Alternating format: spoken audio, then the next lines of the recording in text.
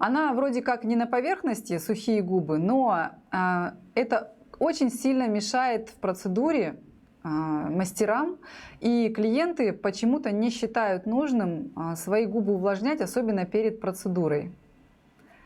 Так, я могу сейчас, пока тут у нас поотвечать на вопросы есть, я сталкивалась. Нет трансляции, открытие вебинара, если надо. Мне интересно, меня хорошо ли видно, ли слышно ли? Юрий, у меня... все, это такой лаг. Опять буферизация. Ну нет, у нас все хорошо, я продолжаю. Сухие губы. Вы можете порекомендовать клиенту пару дней перед процедурой. Во-первых, где-то в течение недели реально увлажнять. Самое лучшее средство, которое я испробовала на себе, потому что это ходячая проблема сухих губ. Еще до перманентного макияжа мои губы постоянно в лохмотьях были, в таких, которые я постоянно отдирала, отгрызала, и у меня даже появились на губах пятна в местах, где я это делаю постоянно в одном и том же месте. И, кстати, доктор сказал мне, что это такое предраковое изменение губ, коричневое пятно, скопление там меланоцитов. Это очень плохо, это меня испугало, и я перестала это делать. Так вот, сухие губы в моем случае получилось истребить при помощи обычного бипантена. Бипантен мазь, причем не крем. То есть у меня теперь на столе всегда лежит на ночном столике возле кровати бипантен, и я на ночь толстым слоем наношу. Утром я встаю, даже если я вернулась с гор, и у меня обветрились губы, они такие сухие, потрескавшиеся, утром я встаю реально с губами, как у младенца. То есть они прям увлажненные, это все куда-то делось, вся эта сухость. Поэтому рекомендуйте своим клиентам увлажнять губы. Ко мне пришли модели, все на процедуры, которые я записывала для вебинара практического, с сухими губами. Я просто замучилась.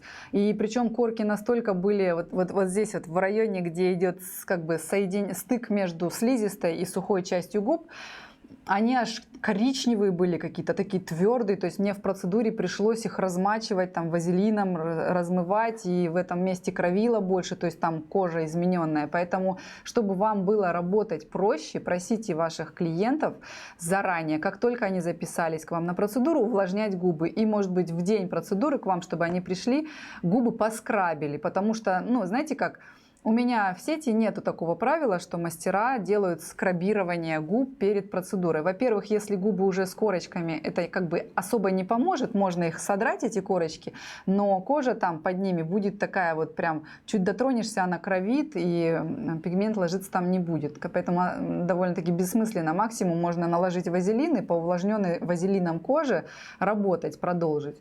Поэтому клиент должен приходить к вам и к процедуре готовиться хорошо. То есть увлажнять свои губы и скрабировать их. Следующий слайд. Сейчас очень большое количество клиентов, вообще людей, женщин, мужчин, всех кинулись делать брекеты, исправлять зубы. Такое веяние в стоматологии, оно правильное, скорее всего, выровнять зубы, потому что дефекты эстетические, в том числе их чистить сложно и так далее. То есть я не против брекетов на зубах, но делать татуаж пока на зубах брекеты нельзя. Потому что форма искажена, губы вот так вот надуты, вы не сможете нарисовать симметричную форму. Когда-то давно я делала такую ошибку и делала процедуру на брекетах. Вроде как они, знаете, как были такие равномерно натянутые, но форма не читалась. И благо там просто своя форма была прям хорошо видно ее было. И я просто сделала акварельную технику, не меняя формы, и ничего страшного. Но если требуется изменение формы, помадные какие-то прокрасы, то ни в коем случае вы не должны работать с клиентом, у которого на зубах брекеты. Это табу. Следующий, пожалуйста, мне слайд. Тоже, казалось бы, очевидный дефект, с которым нельзя работать, это отсутствие зубов.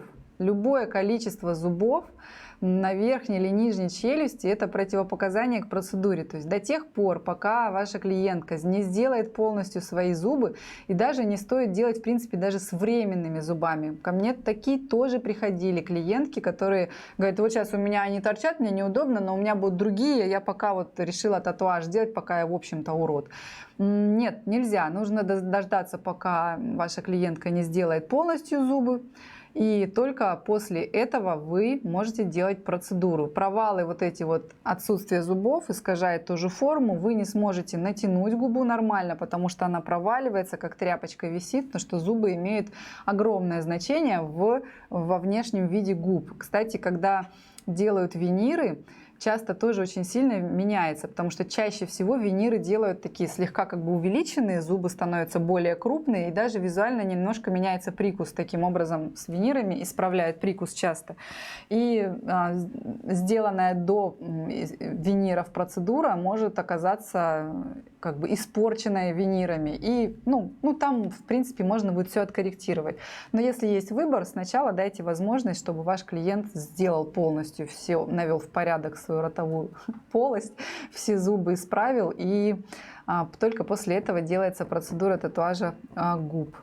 Так, а сейчас есть бипантен для губ специально. Круто, я не знала, что есть специальный бипантен для губ. Я поищу и себе прикуплю, потому что реально работает очень классно. Так, все хорошо видно, супер. Ага.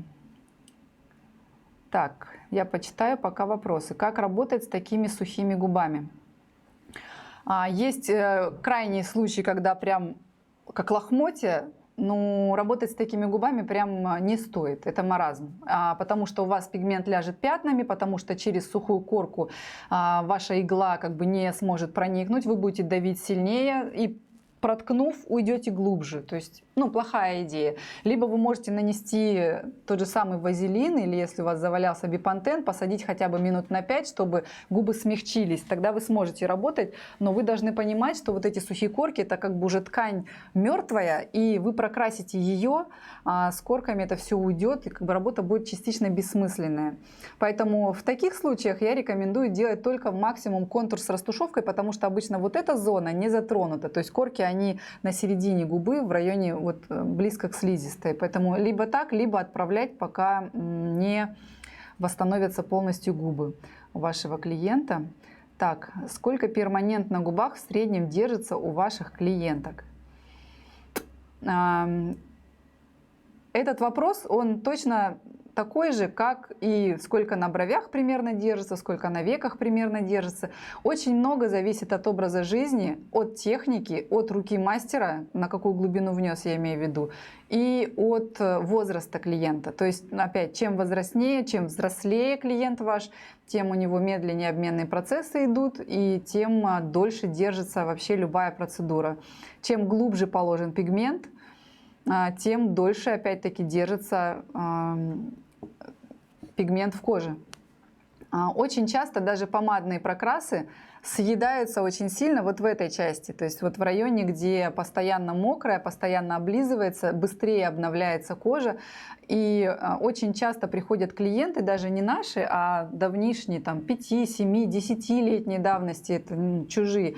И у них, в принципе, от очень плотного прокраса остается только вот этот контур. Более того, тот, который на коже, он держится вообще прям дольше всего.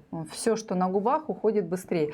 В районе, наверное, года держится перманентный макияж в нормальном состоянии, а затем его нужно обновлять, потому что, знаете, как даже я по себе сужу, я постоянно все равно кусаю губы, и вот эта серединка, я еще не делала коррекцию, у меня серединка уже пустая, просто ее уже нету, хотя была прокрашена у меня сильно и прям до слизистой. Поэтому, прошло, наверное, всего лишь с полгода, может быть, не так уж и много времени, но я никак не дойду руки сделать коррекцию. Поэтому нормальный срок носки это где-то в районе года, и дальше уже зависит от возраста и от руки мастера, потому что чем глубже, тем дольше. Так, можно ли бипантен рекомендовать для ухода после татуажа? На самом деле, мое мнение, что не стоит, потому что бипантен заживляющая мазь, и он ускоряет как бы регенерацию, но теоретически можно. Мы рекомендуем вазелин вообще, потому что он абсолютно ни на что не влияет, он просто не дает губам трескаться. Все, что он делает. То есть, по сути, идет обычный процесс регенерации на губах с такой же скоростью, с какой бы он шел без там вообще любой мази. Просто нету того дискомфорта, от которого трескаются губы и могут появиться даже ранки, если клиент неправильно обрабатывал. Бипантен мазь тоже можно, бипантен крем ни в коем случае, потому что бипантен крем, он разрыхляет, увлажняет эти корки, они вот такими струпьями повисают, и вся ваша работа пойдет коту под хвост. Поэтому нет ничего проще вазелина. Он стоит копейки, его можно купить в ближайшей аптеке и использовать. А ускорять процесс регенерации смысла нет, потому что пигмент должен там естественным образом остаться. Существует мнение, что ускоренный процесс регенерации как бы меньше остаток пигмента. Это, я опять повторюсь, это просто мнение, потому что не проводились опыты, не было там, знаете, как опытных групп, где там 100 человек, и у них у всех там прошло, не прошло. Вот, то есть это просто мнение. Но самый простой вариант, почему я выбрала вазелин, потому что он стоит копейки, его может позволить себе и модель, и клиент за 20 тысяч, и продается он везде, он доступен, он не забудет его купить, можно даже с собой давать, в конце концов, потому что там 50 рублей стоит этот вазелин, и клиенту приятно, и вы точно знаете, что он будет правильно ухаживать. Как только ты начинаешь изобретать какие-то мази, которые стоят там 200, 300, 500 рублей, кто-то не купит, кто-то будет мазать вместо бипантена помадой. Короче, чем проще уход, тем большая вероятность, что клиент его будет соблюдать, и ваша работа останется в целости и сохранности. Как скрабировать, чем лучше? Да, боже мой, обычный какой-нибудь скраб для лица пойдет и для губ. Можно, знаете, даже рекомендуется для хорошего состояния губ периодически их чистить зубной щеткой. То есть почистили зубы, или если у вас электрическая, и прошлись по губам. И для вас это будет хорошо, потому что там усиливается кровообращение, там отмершие чешуйки тоже уходят. Чем угодно можно скрабировать, потому что это часть лица. Я не думаю, что ваши клиенты побегут покупать какие-то специальные скрабы. Вот у меня валяется, я купила, но я ни разу им не пользовалась, честно говоря. Поэтому чем проще средство, тем больше вероятность, что его будут использовать. Лучше бипантена есть метилурацилам. Спасибо, я проверю, потому что для меня это больная боль. Так, идем дальше. У меня рассылка клиентов по подготовке процедуры увлажняет несколько дней исполнительные. Отлично, Виктория. Это очень хорошо, когда такие исполнительные. Вазелин после процедуры наносится в течение 4-5 дней, чтобы было ощущение, что губы просто слегка увлажнены и не хотят потрескаться. То есть задача вашего клиента не наносить толстым слоем, потому что вазелин, он как пленка, он создает безвоздушное пространство, это не нужно делать. Почувствовали сухость, нанесли тонким слоем ватной палочкой, либо помытыми руками, и ходят, пока опять не появится ощущение стянутости, и снова наносят.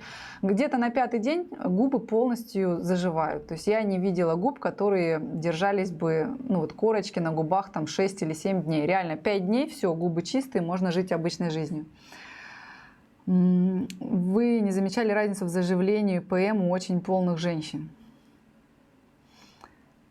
Не знаю, что тут сказать. Честно говоря, статистику не вела. У очень полных женщин разницы я не замечала, правда. Я не думаю, что есть какие-то отличия. Я вот замечала разницу на очень жирной коже и на очень сухой коже. На очень сухой коже обычно все заживает как бы дольше. Корочки висят дольше, они даже не отходят очень долго. Гигиенической помадой увлажнять нельзя. Запретите клиенту, заберите, выкиньте ее, потому что гигиеническая помада – это рассадник бактерий просто. Если сразу после процедуры он выйдет и помажет свои губы гигиенической помадой, все, пиши пропало, там есть риск какой-нибудь инфекции, воспаления, потому что кожа травмированная, не надо. Чистые руки, вазелин, прям вот из тюбика, либо вазелин и ватная палочка, покажите, сделайте на этом акцент, потому что клиент обвинит во всем вас, если у него пойдет какое-то воспаление после процедуры. Это будете виноваты только вы. Поэтому через 3 часа ваш клиент моет губы с мылом очень хорошо. Просто можно взять обычный ватный диск и мыть губы до тех пор, пока не перестанет пачкаться ватный диск.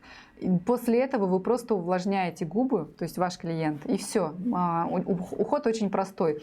Задача ваша через 3 часа, потому что вот за этот срок организм перестает вырабатывать сукровицу, которая является как бы крышкой для ранки условной. Через 3 часа хорошо смыть сукровицу, которую выделила кожа, и пигмент, который она вытолкнула. То есть та часть пигмента, которая в коже осталась, она там уже и останется. А та часть, которая на поверхности лежит, ее нужно смыть, потому что это все будет в виде корки толстой, некомфортной. Она сдирается шматками, остаются пробелы. И, в общем, некомфортно клиенту. Он пытается подкрасить и все еще хуже делает. Поэтому уход очень простой, крайне простой. Хлоргексидином протирает мастер в конце процедуры.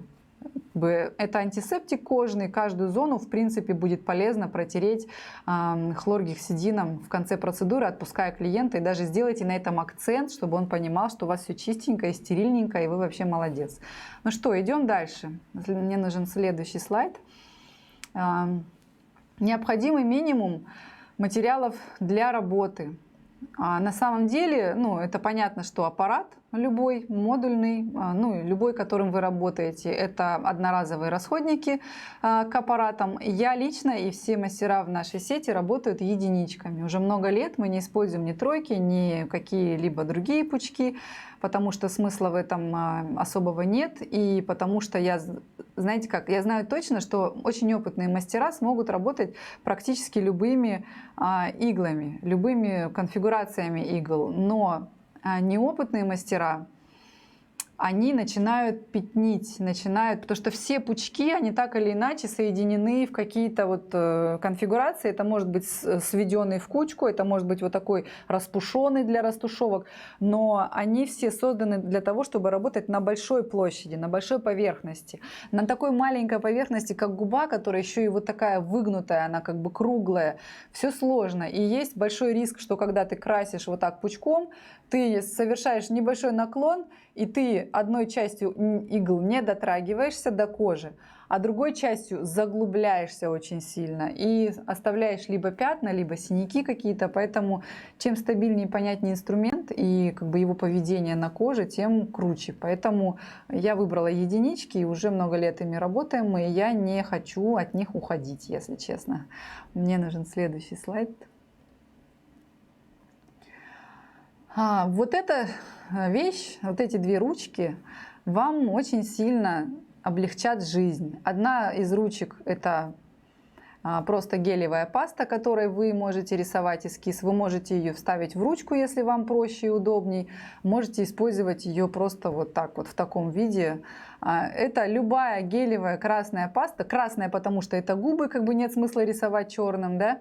Та, которая стирается легчайшим прикосновением. То есть вот вы нарисовали на руке, выбирая такую пасту, если вдруг решите работать ею, намочили ватную палочку, и вот так вот легким прикосновением стерли. Если стирается, круто, значит, это та самая паста для отрисовки эскиза, которая оставляет идеально ровный след за собой, по которому вам четко понятно, где идти иглой. И которая легко стирается, если вдруг вы там дернулась рука или что-то пошло не так, и вам нужно какую-то часть эскиза стереть. Почему я не рисую помадами или карандашами? Вот есть огромный выбор карандашей, которые можно под любой цвет пигмента даже подобрать, потому что они рассчитаны на совершенно разные типажи внешности, и как бы от теплого персикового до ядреного вишневого любой цвет. Мы какое-то время работали тоже такими карандашами, но дело в том, что карандаши оставляют, они вроде бы, знаете как, хороши для клиентов, клиент видит, как он выглядит с этим цветом, допустим, определенным губ, но не хороши, когда ты начинаешь растягивать кожу и работать по коже, потому что вот эта граница, она нечеткая, потому что то надавил, то нет, то он рисует такую размытую линию, которую плохо видно, когда ты начинаешь работать иглой. Поэтому я ушла от всех карандашей всевозможных, и я давным-давно остановилась на вот таких красных пастах, которые стираются вот легким движением и очень ярко рисуют. Конечно, этот яркий морковный цвет губ пугает клиента, но перед тем, как показать ему эскиз с формой, где он может оценить только форму, вы должны показать ему, я покажу это дальше, его внешний вид с разными цветами губ. В приложении я вам его покажу чуть позже. Вторая ручка — это... назад. Мне, пожалуйста, назад. Вторая ручка — это тоже красная паста. и которая не стирается. Она стирается, знаете как, она может стираться с очень жирной кожи, но, допустим, на губах она реально держится до самого конца процедуры. И иногда даже клиент может уйти с ней, потому что она настолько ядрено входит в кожу, что эскиз ваш останется до самого конца, вы его не потеряете вообще, что бы вы ни делали с губами. Это просто находка вообще на самом деле для мастеров. И знаете как, я все время воспитываю в себе вот это, исключаю свою неадекватность восприятия там чего-то. Я всегда была против какой-то жесткой фиксации там каких-то вещей на лице. И считала, что мастер должен вот положить, уложить, там все там проверить, 10 раз посадить и все такое. И ко мне приехала на один из моих VIP-курсов мастер Люба, я все тебя вспоминаю с этой ручкой. Она говорит, у меня есть ручка, я ей фиксирую эскиз. Я говорю, убери свою ручку, не надо ей работать. Ну, а потом думаю, ну ее нафиг. И вот я неадекватна. Если у меня получается, если я вижу форму, а для человека, который, допустим, учится, только начал работать или долго искал симметрию или какую-то красивую форму на лице, а потом бах, одним движением, ну, бывает всякое у всех мастеров, бывает, что ты не зафиксировал, прошел, стер и понимаешь, что там ничего не осталось вообще, либо какие-то непонятные пятнышки, губы оказались не такими легкими, как казались. И тогда ты думаешь, блин, если бы там была вот эта вот линия идеальная, было бы круто, я бы не потерял снова столько времени на отрисовку опять эскиза. То есть вы же должны сесть и снова отрисовать, но в поврежденную кожу лезть снова ручкой нельзя, той, ну, которой вы работаете на многих клиентах. И тогда надо брать уже зубочистку, ей рисовать или что-то вот микробраш, что-то одноразовое. А эта ручка спасет вас просто от страшной вот этой потери эскиза. Реально, если вы работаете в акварельной технике, допустим, я покажу, как фиксировать эскиз в практической части, но здесь просто сейчас скажу, то вы должны зафиксировать просто точками. Просто ставите точки на равном расстоянии по всему контуру губ. Самое главное, они должны быть прям четко по контуру, не выше и не ниже. Вот прям в одной линии, чтобы вы ни в коем случае не исказили контур. Если вам нужен помадный прокрас, тогда вы можете просто сплошной линией зафиксировать эскиз. И он сохранится до самого конца процедуры. То есть все, вы не потеряете его, даже если у вас будет отек. Вы можете спокойно работать, закрашивать, прокрашивать. Даже если отек несимметричный, вы можете продолжать работать. Один из минусов того, что потерян эскиз при фиксации, допустим, пудрой, это то, что вдруг ты мастер прошел, у него одна губа отекла, эскиз не зафиксирован, и все, по сути, надо прекращать, либо сидеть ждать, пока отек сойдет, потому что если отек несимметричный, вы просто не можете, не имеете права там что-то делать, потому что вы форму уже не видите. А если у вас есть вот эта ручка, то вот оно, счастье. Ей можно фиксировать, также и брови, конечно. Так, сейчас я почитаю вопросы. В коже эта ручка не остается. Не остается. То есть, ну, на самом деле она реально у 98%, ну почти у всех, она стирается к концу процедуры, потому что вы без конца трете, рисуете, плюс вы вспахиваете кожу нормально так, потому что ручка на самом деле лежит в слой кожи в мертвом, то есть в сухой коже она оставляет свой след, поэтому она не остается, у вас не останется она ни в коем случае там вот внутри. И я не призываю вас взять и закрасить все тонкой линией по контуру, в один слой вы должны прорисовать, и не бойтесь, она не останется после процедуры с клиентом навек. Так, как вы вытряхиваете пасту из ручки? Машинки у нас разные. Какую машинку используете, спрашивает Анастасия. Машинки разные, но в основном это шаены, спириты, потому что они мягче, чем тандеры, и ими можно рисовать прекрасно волоски и прекрасно делать растушевки, и от них меньше отек на губах. Но есть еще и всевозможные такие татуировочные ручки, тоже в виде пенов. Потому что я не люблю тонкие ручки перманентные, они ломаются чаще и стоят дороже, и расходники к ним стоят дороже. Я предпочитаю вот такое татуировочное оборудование, которое хорошо, удобно лежит в руке. А модули — это квадроны, есть эскалибуры, есть еще разные модули. У меня сейчас на тесте, наверное, порядка 10 видов модулей. Я вот сейчас выбираю, мне прислали на тест, какие из них лучше. Потом поделюсь с вами тем, кто продает, и названиями. Так, ватный диск в воде мочить, чтобы стирать. Да, я в обычной воде, ну, из-под кулера, либо из-под крана мочу, стираю, никаких проблем не вижу. Можно ли вытирать пигмент в процессе работы хлоргексидином? Вы знаете, терпеть не могу, я пробовала. Я люблю, когда все стерильненько, но хлоргексидин имеет какие-то свойства, он очень плохо стирает пигмент, поэтому не вижу смысла. Перед отрисовкой эскиза обработайте губы, чтобы снять полностью там жир с кожи и обеззаразить поверхность. И в конце процедуры также точно хлоргексидином обработайте, и все, и будет вам счастье. Так, как мы вытряхиваем ручку? У меня с собой ее нету. Вы просто берете вот пластиковый стержень и вот этот кончик, который не сам кончик железный, а железная часть и пластиковая часть как бы до утолщения, которая идет. И вот эту часть вытаскиваете. И вот так просто стучите по вашей подставке. И отлично выходит пигмента капля на подставку. И в дальнейшем вы можете зубочисткой либо микробрашем помакали и подрисовали, если вдруг все-таки в процессе, когда кожа уже повреждена, вам нужно подправить эскиз, где-то для себя что-то там наметить.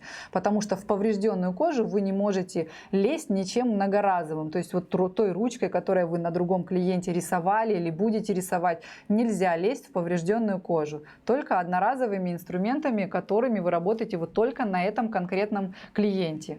Это прям табу. И очень это легко. Вытащили, вытряхнули, и она у вас как кисточка с краской для подрисовки эскиза лежит. Но опять, если вы будете пользоваться вот этой ручкой Pilot J1, которая не стирается, вам не нужно будет подрисовывать в процессе. В акварельной технике вы ставите точки, в помадном прокрасе, либо в контуре с растушевкой вы можете провести линию.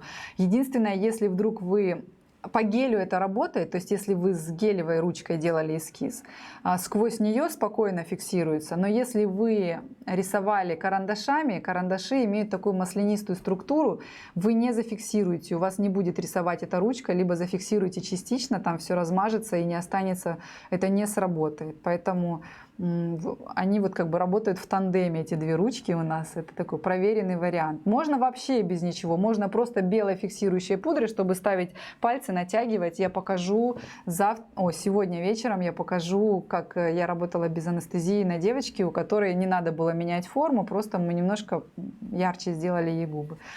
И там я вообще не фиксировала эскиз никакими ручками. Так. Игла единица, есть разные толщины 0,25, 0,30, 0,40. Как определиться и в чем разница? Просто самый кончик иглы у вас тоньше. 0,25 иглу я лично использую только на волоски. Она оставляет очень тонкий классный след. А на остальные зоны я ее не использую, потому что запаришься красить иной раз. Но на самом деле можно любую из этих игл использовать на любой коже, на любой зоне.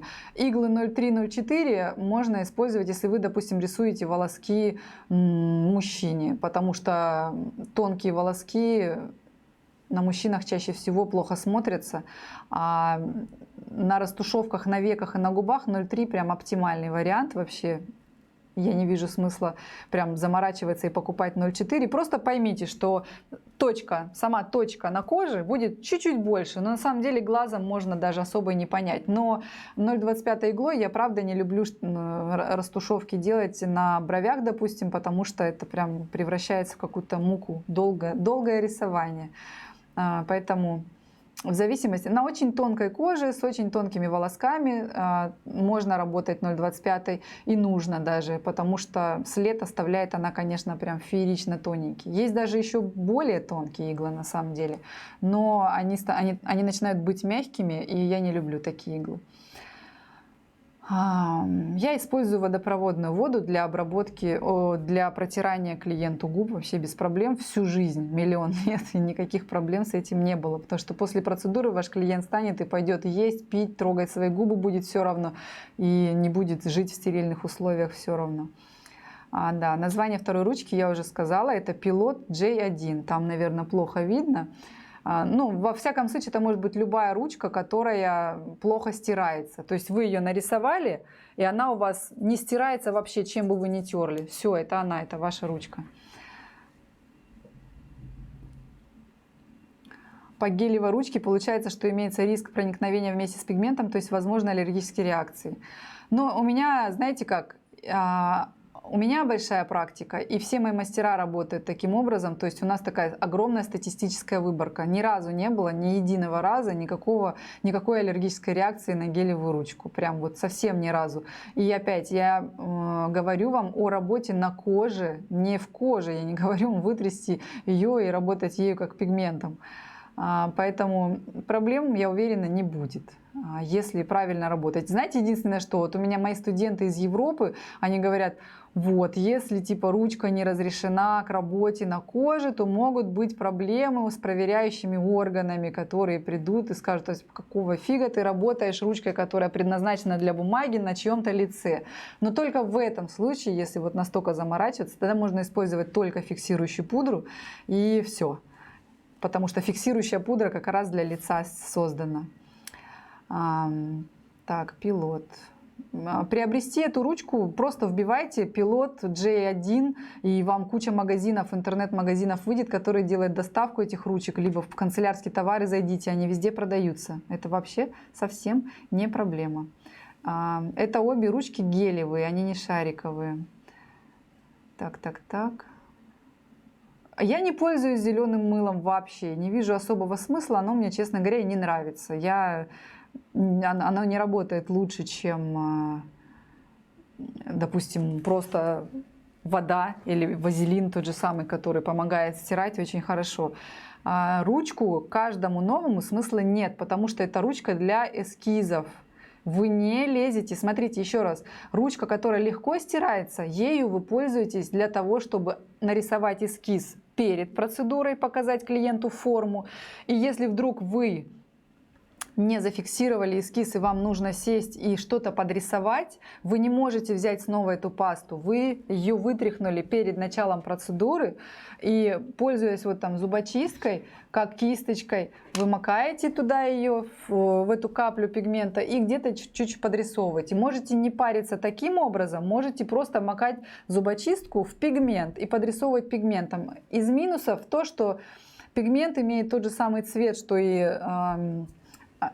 губы, на которых вы работали, то есть вы же там частично уже положили пигмент, и сливается не очень понятно. И плюс пигмент чаще всего, он как бы не ложится так идеально и прозрачно, как вот этот гель из ручки. Я просто этот способ взяла на вооружение себе, потому что он реально облегчил жизнь, и наконец-то я нашла что-то одноразовое, чем можно работать. Потому что пигментами подрисовывать на любой зоне мне неудобно. Они сразу засыхают, в корочку превращаются. Если ты нанес их много, то сквозь нее надо пробиться и усилить нажим. Поэтому мне не нравится, я вот пользуюсь таким способом. И еще раз, смотрите, я говорю вам, как я работаю, как работают мои мастера, и что за много лет практики я там что-то изменила и создала там процессы, которые работают быстро и эффективно. И прикол в том, что я меняю периодически что-то, все время меняю, у меня бзык на эту тему. Вы можете посмотреть и взять методы, которыми я работаю, и видоизменить их. Или не брать вообще и сказать, фу, нет, я так не буду. Или в моей стране так нельзя. Или у меня не получилось и что-то. Короче, вы должны брать информацию с вот таких вебинаров, мастер-классов, которые вы посещаете, пропускать ее через себя, через свой опыт и пользоваться осознанно, может быть, даже немножко меняя. Поэтому я ни в коем случае не говорю, что это единственно правильный способ работы на губах. Нет, это мой способ работы. Все просто. Когда работаешь картриджем, работать отверстием вверх, в частности из этого. Ну вообще да, отверстие должно быть вверх, просто хотя бы потому, что у вас палец может попасть и дотронуться до работающей иглы, если отверстие большое. Отверстие вверх должно быть. На сегодняшний вечер нужна ли будет при себе машинка? Да, вы можете взять машинку и прям попробовать то же самое делать, то, что я показываю. Это не будет прям полноценный урок, и вы не сможете мне показать, что вы сделали, потому что здесь нет возможности присоединить картинку, я бы с удовольствием посмотрела, но вы можете попробовать. И, может быть, не знаю, какой-нибудь устроим квест, нарисовать идеальные губы и прислать в Инстаграм. Ну, я что-нибудь придумаю, чтобы посмотреть, как вам зашла информация. Так, мне нужен следующий слайд, пожалуйста. Текстура. Ну, текстура, я люблю текстуру, да. Текстура — это клевая штука. Какие иглы берете для тонкой и какие для толстой кожи? Но я могу сказать так, я не меняю особо иглы, но на волосках, на бровях я для тонкой кожи и в принципе на волосках беру иглы потоньше, 0,25. На всех остальных зонах я работаю, не меняя иглы.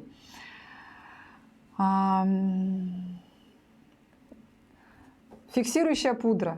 Если вы не хотите пользоваться или не можете пользоваться гелевой ручкой для того, чтобы фиксировать эскиз, вы можете воспользоваться вот подобной или какой-то другой фиксирующей пудрой. Что это такое вообще? Она белая, когда ее много, но на деле она прозрачная, если стереть излишки. То есть если вы краситесь красной помадой, и она у вас так постоянно расходится вокруг или пачкает одежду, или все, к чему вы прикоснетесь, то вот эти пудры созданы для того, чтобы этого не случалось. То есть вы просто наносите тонким слоем на губы, и цвет остается ярким, и вы носите его много часов, он с вами насовсем. В нашем случае мы это используем, когда нам нужно натягивать кожу, а фиксирующая пудра позволяет ставить сухие пальцы, то есть если они у вас мокрые, то все размажется тоже, то есть сухие пальцы и натягивать кожу как угодно, сверху, снизу, везде, сохраняя эскиз.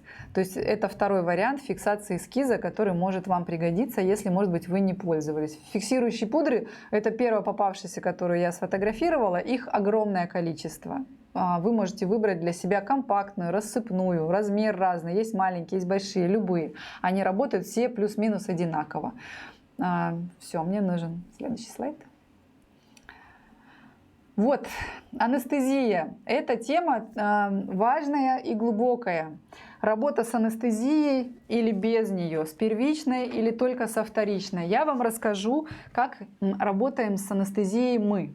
То есть в нашей сети не используется первичная анестезия ни на какую зону, кроме век. И на бровях, и на волосках, и на растушевке, и на губах, на любой технике мы не используем первичную анестезию уже много лет.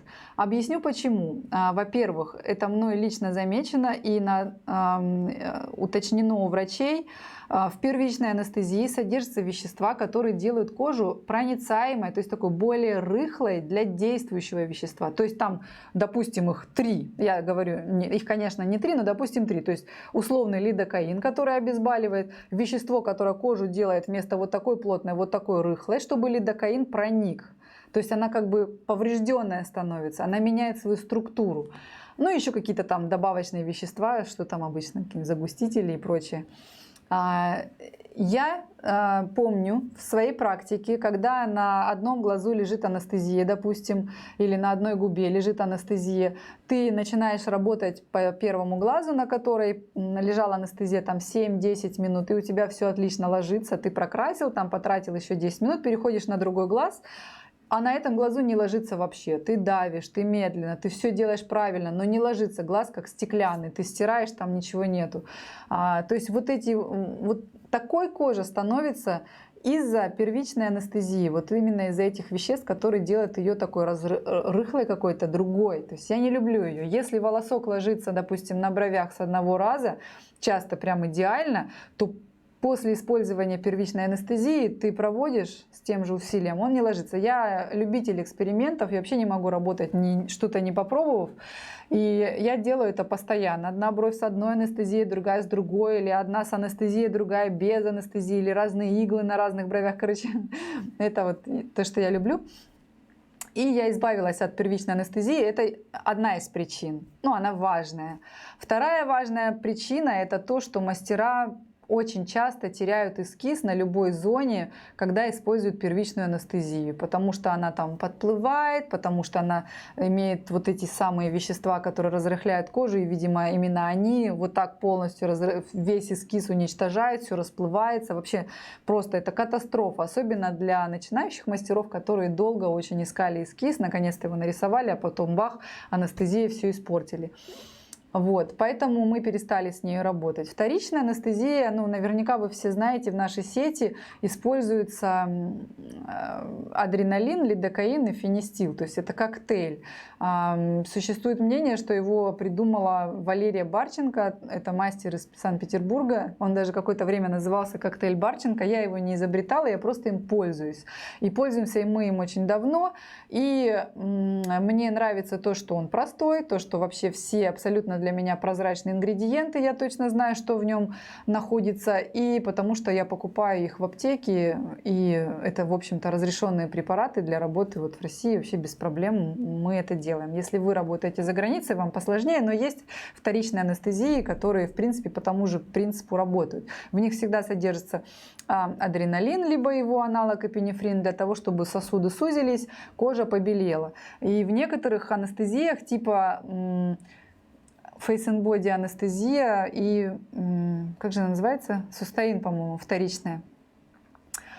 Есть еще какие-то вещества, от которых кожа становится просто как деревяшка. Я тоже долго работала на этой анестезии, потом перестала, потому что мне не нравится это дубление этой кожи.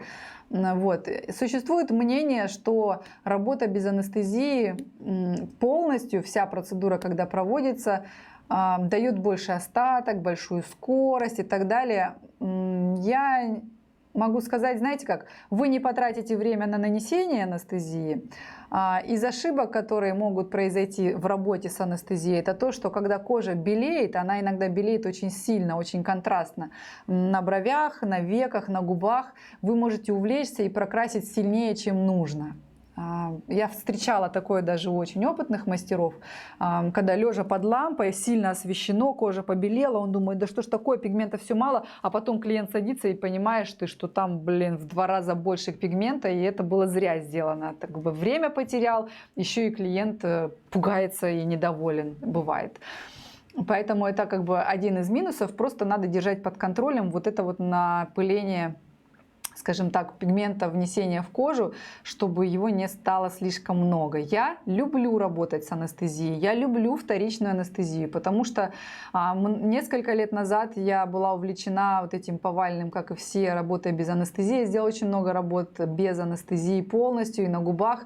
Я пробовала и на веках от самого начала и до конца процедуры работать без анестезии. То есть я могу это делать, я это делала, но во-первых, краснеет кожа, во-вторых, больший отек, потому что адреналин, он сужает сосуды, меньше выделяется сукровица, и в том числе меньше жидкости приходит в зону работы. И она не оттекает так же сильно, как без анестезии. Если человек хоть чуть-чуть предрасположен к отекам, он уйдет от вас вот с такими губами, если вы работаете без анестезии. Я это проверяла даже, более того, на девочке, на нашем мастере, которой мы делали амбре, мы на верхней губе с ней работали с анестезией, на нижней губе работали без анестезии, и отек был больший на нижней губе. Там, в принципе, отек часто большой, потому что возле слизистой работа провоцирует отек. Вот. Но с анестезией отек всегда меньше.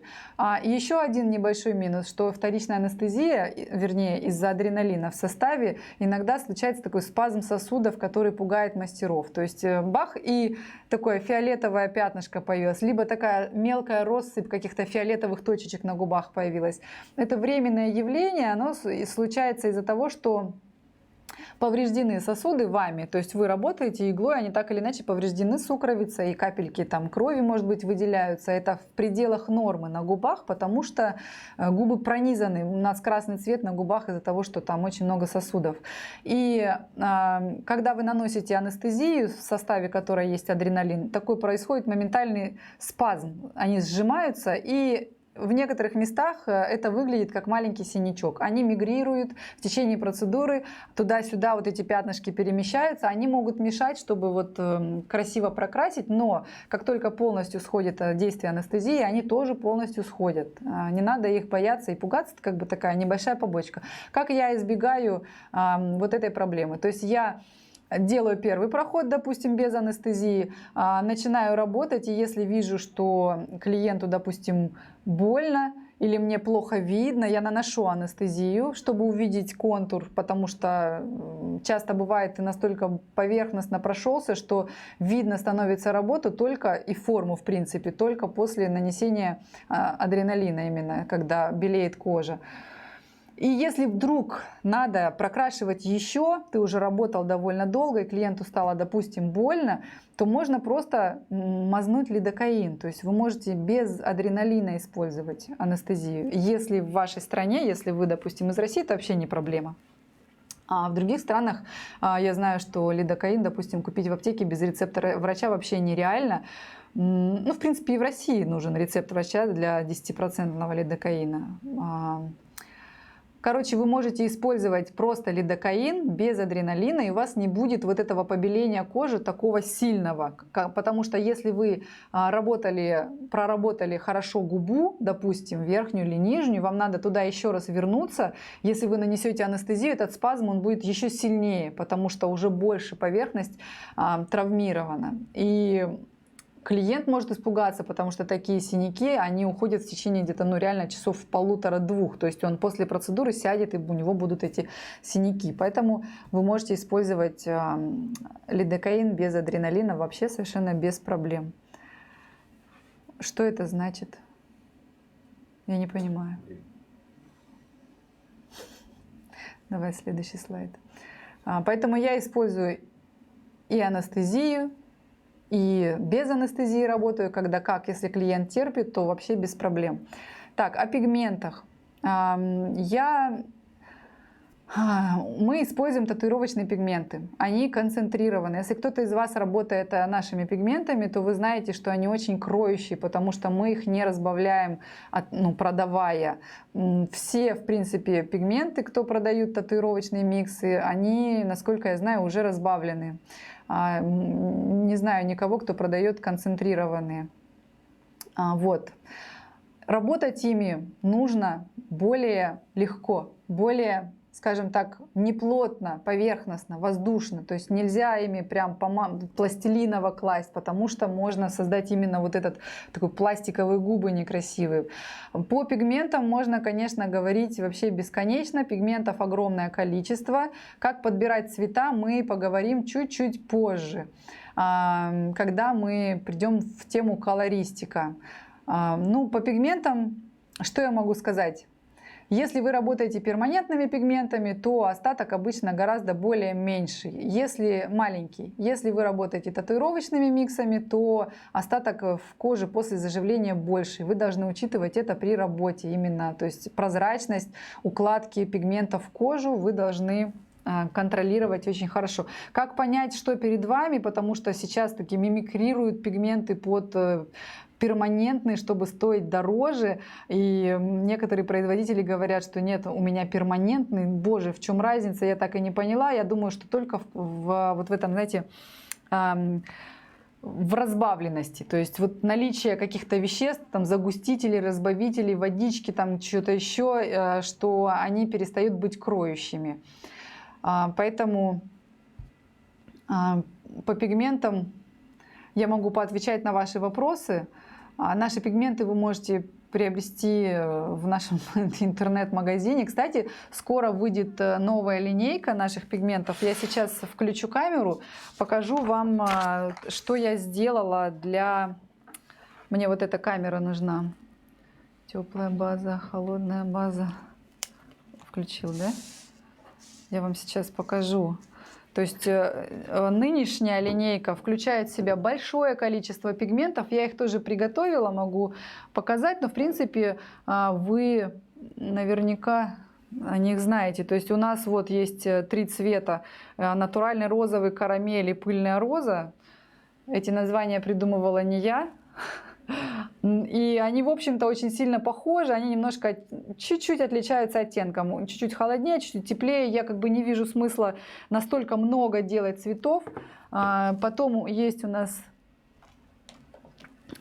Еще такие насыщенные цвета, это терракот, красно-коричневый, красный.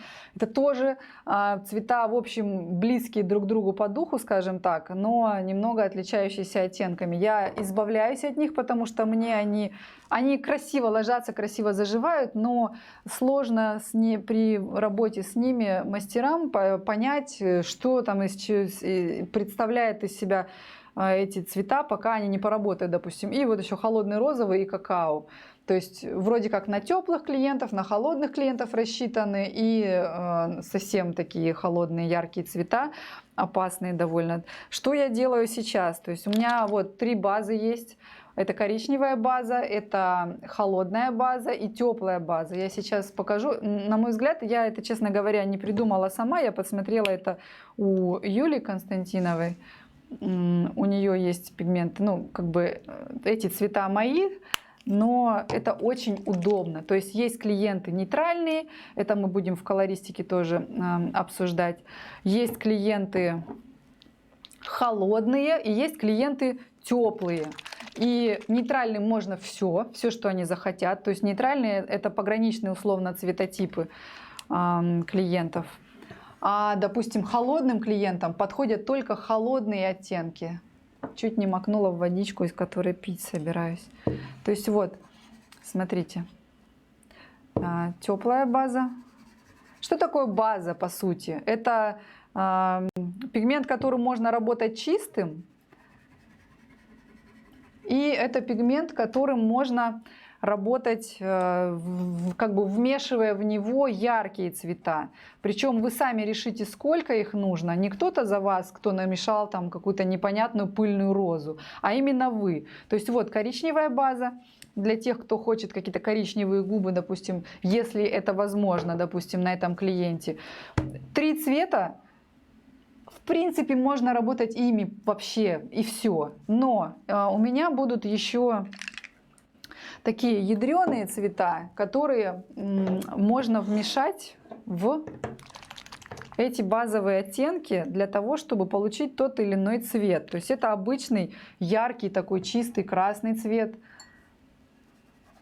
Просто красный. Вы можете и им чистым работать, просто надо понимать, что это очень яркий такой кровавый цвет. Это темный красный, такой насыщенный, глубокий, более глубокий и немножко чуть-чуть более холодный. Можно делать, экспериментировать самим. Очень красивый вот этот цвет, заживает классно. И на мой взгляд, знаете как, 4, максимум 5 цветов хватит для того, чтобы работать на абсолютно всех клиентах. Может быть, еще цвет-корректор можно заиметь. На губах нужен вам цвет-корректор единственный. Это оранжевый, такой очень теплый желто-оранжевый цвет для коррекции фиолетовых и серых губ. У вас других вариантов работы на губах нету. Ну, может быть, еще телесный. Мы об этом поговорим чуть позже, как я обещала. И вот такой вот ядреный из вишневых, очень холодный. Но если его вмешать в базу, то получится он, вот так видно, да, очень красивым. То есть вот это практически полный набор пигментов моих новых, которыми мы будем работать. А старые все миксы я могу с щедрой руки даже вам и подарить, потому что я ими работать больше не собираюсь. Это такой перебор цветной. Смешивать их можно, знаете как, допустим, в базе там, 4 капли базы, 2 капли цвета, который вы выбрали, в зависимости от цветотипа и нужного вам цвета губ в исходнике. Мы вернемся к выбору цветов чуть-чуть позже. Сейчас мы переключаемся на следующий слайд, а я пока почитаю ваши вопросы. Так, у нас пигменты татуировочные, очень концентрированные. И я хочу вам сказать, что определить, какие это пигменты, вы можете просто капнув, допустим, каплю воды, я это показывала на колористике, в стакан с водой и размешав. Если это перманентные пигменты, то у вас вода станет чистая очень скоро. Прям через несколько часов все выпадет в осадок, и вода будет такая, хоть пей. И да, в принципе, сразу будет видно, что концентрация очень низкая пигмента. Если это татуировочные миксы, то эта взвесь может держаться у вас несколько суток. Я, честно говоря, не дождалась, когда они выпадут в осадок. Это говорит о том, что они легко расходятся в тканях, о том, что дисперсия такая очень мелкая, и о том, что концентрация пигмента, то есть красящего вещества, очень высокая. Вы можете определить, какие перед вами пигменты вот таким образом. На ватном диске это не всегда даже понятно. На ватном диске у вас обычно там понятно тоже, когда вы каплю капнули, и один из них диск замазан полностью пигментом, а на другом, на перманентном, вы не сможете растянуть эту каплю по всему диску, потому что там мало красящего вещества. Так, о техниках. Техники, в принципе, существуют даже, можно сказать, 3 на самом деле. Все остальное это просто названия, которые придумывают мастера, чтобы гастролировать. То есть на деле вы просто прокрашиваете. Это та же самая растушевка. Есть плотный помадный прокрас. Это когда вы плотно-плотно прокрашиваете. В каком случае вам нужен помадный прокрас? Когда вы меняете форму. Когда вы перекрываете что-то некрасивое или какие-то пятна, или те же самые гранулы Фордайса, чаще всего там нужен реально помадный прокрас, потому что нужно много пигмента в кожу внести. Я не сторонник большого количества пигментов в коже. Потому что я за то, чтобы немножко изменить форму, ну, может быть, чуть-чуть сделать акварельно ярко, максимум контур с растушевкой. Вот эти все помадности я не очень люблю, но многие мастера используют и любят. Следующий вариант у нас это акварельный прокрас. Когда перед вами идеальные губы, которые не нуждаются вообще в изменении формы, просто надо сделать чуть-чуть ярче, вы делаете акварельный прокрас. Это просто достигается либо техникой, либо если вы разбавите пигмент сильно с водой, либо если вы возьмете перманентные пигменты, тогда тоже у вас будет акварельный прокрас. Но еще вы акварель можете использовать, если у вас, скажите мне, я вам скажу. Если у вас, допустим, прохладные губы, вам надо немного изменить оттенок на теплый. Вы можете акварельно пройтись, чтобы они стали более такие теплые. Контур с растушевкой моя на самом деле самая любимая техника, когда вы добиваетесь объема или изменения формы, просто прокрашивая внешнюю часть, создавая форму, плотно прокрашивая у контура и вливаясь пигментом в свой цвет губ. Примерно вот так выглядит, как на кадре. Это свежий заживший вариант работы. Если губы очень светлые, тогда, конечно, нужно растянуть сильнее. То есть вот эта растяжка, она может быть на 1/3, на половину, доходит до самой слизистой, но это, по сути, уже тогда помадный прокрас получается. То есть, и последняя техника – это модный нынче градиент, вот изнутри амбре, так называемый амбре. Что такое? Это вообще из волос пришло, это просто смешение 2 цветов. То есть обычно наносится акварельный цвет на все губы, а потом середина делается более яркой. Либо есть второй вариант, когда вы просто берете яркий цвет и с середины растягиваете его к внешней части, сходя на нет. То есть ваша яркость просто начинается из середины и заканчивается у внешней части. Можно даже не менять форму, просто как бы чуть-чуть насыщенности дать. Используют мерзкое выражение «зацелованные губы». Я не могу, меня прям подташнивает от этого. Что такое вообще? Я его не использую.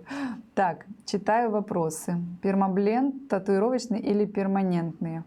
Пермабленд, по-моему, это татуировочные пигменты, потому что их выпускает, если я не ошибаюсь, какая-то известная фирма татуировочных пигментов. Они просто какие-то, они очень концентрированные, очень кроющие, и у них большой остаток, но их позиционируют как перманентные пигменты. Это американская фирма, если не ошибаюсь, Famous или могу наврать. Или я могу наврать, какая именно, потому что я ими не работала, я купила, но так и не работала.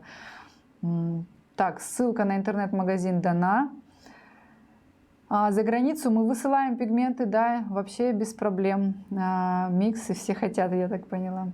Так, на глазах какие корректоры? Так, я про брови сегодня не говорю, извиняйте. Так, добрый день. Только смогла зайти, вчера пропустила вопрос про герпес. Как быть, если есть к нему склонность, если делать контур с растушевкой? Так. Я на этот вопрос отвечала, и он будет потому что я на него ответила. Ну ладно, я еще раз скажу. Если у вашего клиента склонность к герпесу, и он постоянно высыпает, то с очень большой вероятностью обнесет герпесом все губы после процедуры. Вы должны отправить своего клиента к врачу, который пропишет серьезные противогерпесные препараты. Не те вот самые простые ацикловир там, или подобные ему, не их аналоги, еще более дженерики, какие-то дешевые, которые вообще в принципе не работают практически, а реально пропишет курс противогерпесных, противовирусных этих препаратов. Просто проверено на моем супруге, которого одно время запарил просто этот герпес, на фоне полного здоровья вылезает и вылезает, и что-то провоцирует, какие-то сбои в организме нам непонятные. И все это прошло, и реально у него уже несколько лет нету герпеса после этого. То есть после этого, как пролечится ваш клиент, она может к вам прийти, вы ей сделаете красивую форму, и все у нее там на месте останется. Просто многие люди относятся, ну, болячка, зажила, прошла, зажила, но это достаточно серьезное заболевание, на самом деле, герпес, и его бы стоило пролечить. Поэтому отправляйте к врачу, и все будет хорошо. Так. Насчет Италии я вам не посоветую ничего, и на самом деле в России я тоже никого не отправляю за определенными таблетками. Я говорю, идите к врачу, покупайте, пусть вам выписывают рецепт, как правильно пропить. Я запрещаю, у меня в студии запрещено говорить, да пропейте ацикловир, дозировка вот такая-то. Нет, они так не говорят. Мои мастера, они говорят, обратитесь к фармацевту или к врачу, вам выпишут препарат, вы его пропьете, накопительного эффекта нет, начинаете в день процедуры. То есть все. Поэтому мы не рекомендуем. Аквапигменты перманентные. Аква очень давнишние перманентные пигменты. Одни из самых концентрированных на самом деле и неплохих. Поэтому Пиксель-Тап и Ханафи. Я не работала на этих пигментах, на Пиксель-Тап и Ханафи, но это тоже татуировочные миксы обычные. Все, идем дальше. Мне нужен следующий слайд. Ага, я поняла. Так, очень много проблем у мастеров. Все, включаю меня с планшетом. У мастеров с техникой именно. Для того, чтобы понять, осознать свои проблемы, вам нужно просто сесть и на латексе нарисовать вот после этого вебинара, допустим, губы, заштриховав их акварельно, контур с растушевкой нарисовав и так далее. Если вы увидите стыки, пятна и пробелы, скачки, если вы будете работать очень долго, то вам совершенно точно нужно пройти курс обучения «Наш онлайн-мастер», на котором вы научитесь работать реально без стыков, без пятен, без каких-то потерь времени больших, потому что, еще раз повторяюсь, это просто прикладной навык. Очень долгое время я работала хаотично, вот так вот. Там почиркала, здесь почиркала, потому что я художник, и я вот так рисую, я вот так здесь, там. Вот это у художников оно в руках сидит, вот это вот рисовать не вот так вот стабильно, потому что мы же не принтеры, нет, мы художники, мы должны живо рисовать. И обучая только своих мастеров, я поняла, сама прям четко осознала, что все дело просто вот в этой стабильности. То есть как только ты нащупал глубину правильную и включил в себе режим принтера струйного, то все у тебя остается. То есть ты стираешь, за тобой остался идеальный след, все, туда даже возвращаться снова не надо. Как только я, знаете, как не практикую месяц-два, если 3, то это все, труба, пиши пропала, я начинаю включать, потому что художник во мне учился 10 лет, там 4 и 6, 10 и того. И эти навыки во мне живут очень крепко, скакать. Там порисовал, здесь порисовал. Я понимаю, что я просто трачу время, я там сям поскакала, потеряла эскиз, и потом я такая себя усилием воли заставляю, включаю режим принтера и начинаю штриховать вот стабильно, чтобы не терять время, чтобы ни в коем случае не пятнить и так далее. Поэтому для тех, кто прошел сегодняшний вебинар, будет специальная цена, как обычно, на наши онлайн-курсы. Могу вкратце рассказать, вы можете сами посмотреть, могу рассказать вам программу, в принципе, курса.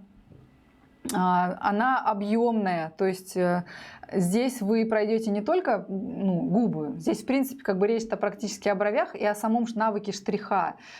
Тут мы расскажем вам о критериях качества, об эскизах, о работе, фоторабот, критерии, аппараты, поломки, то есть все-все-все. Если вы начинающий мастер, этот курс будет вам очень полезен.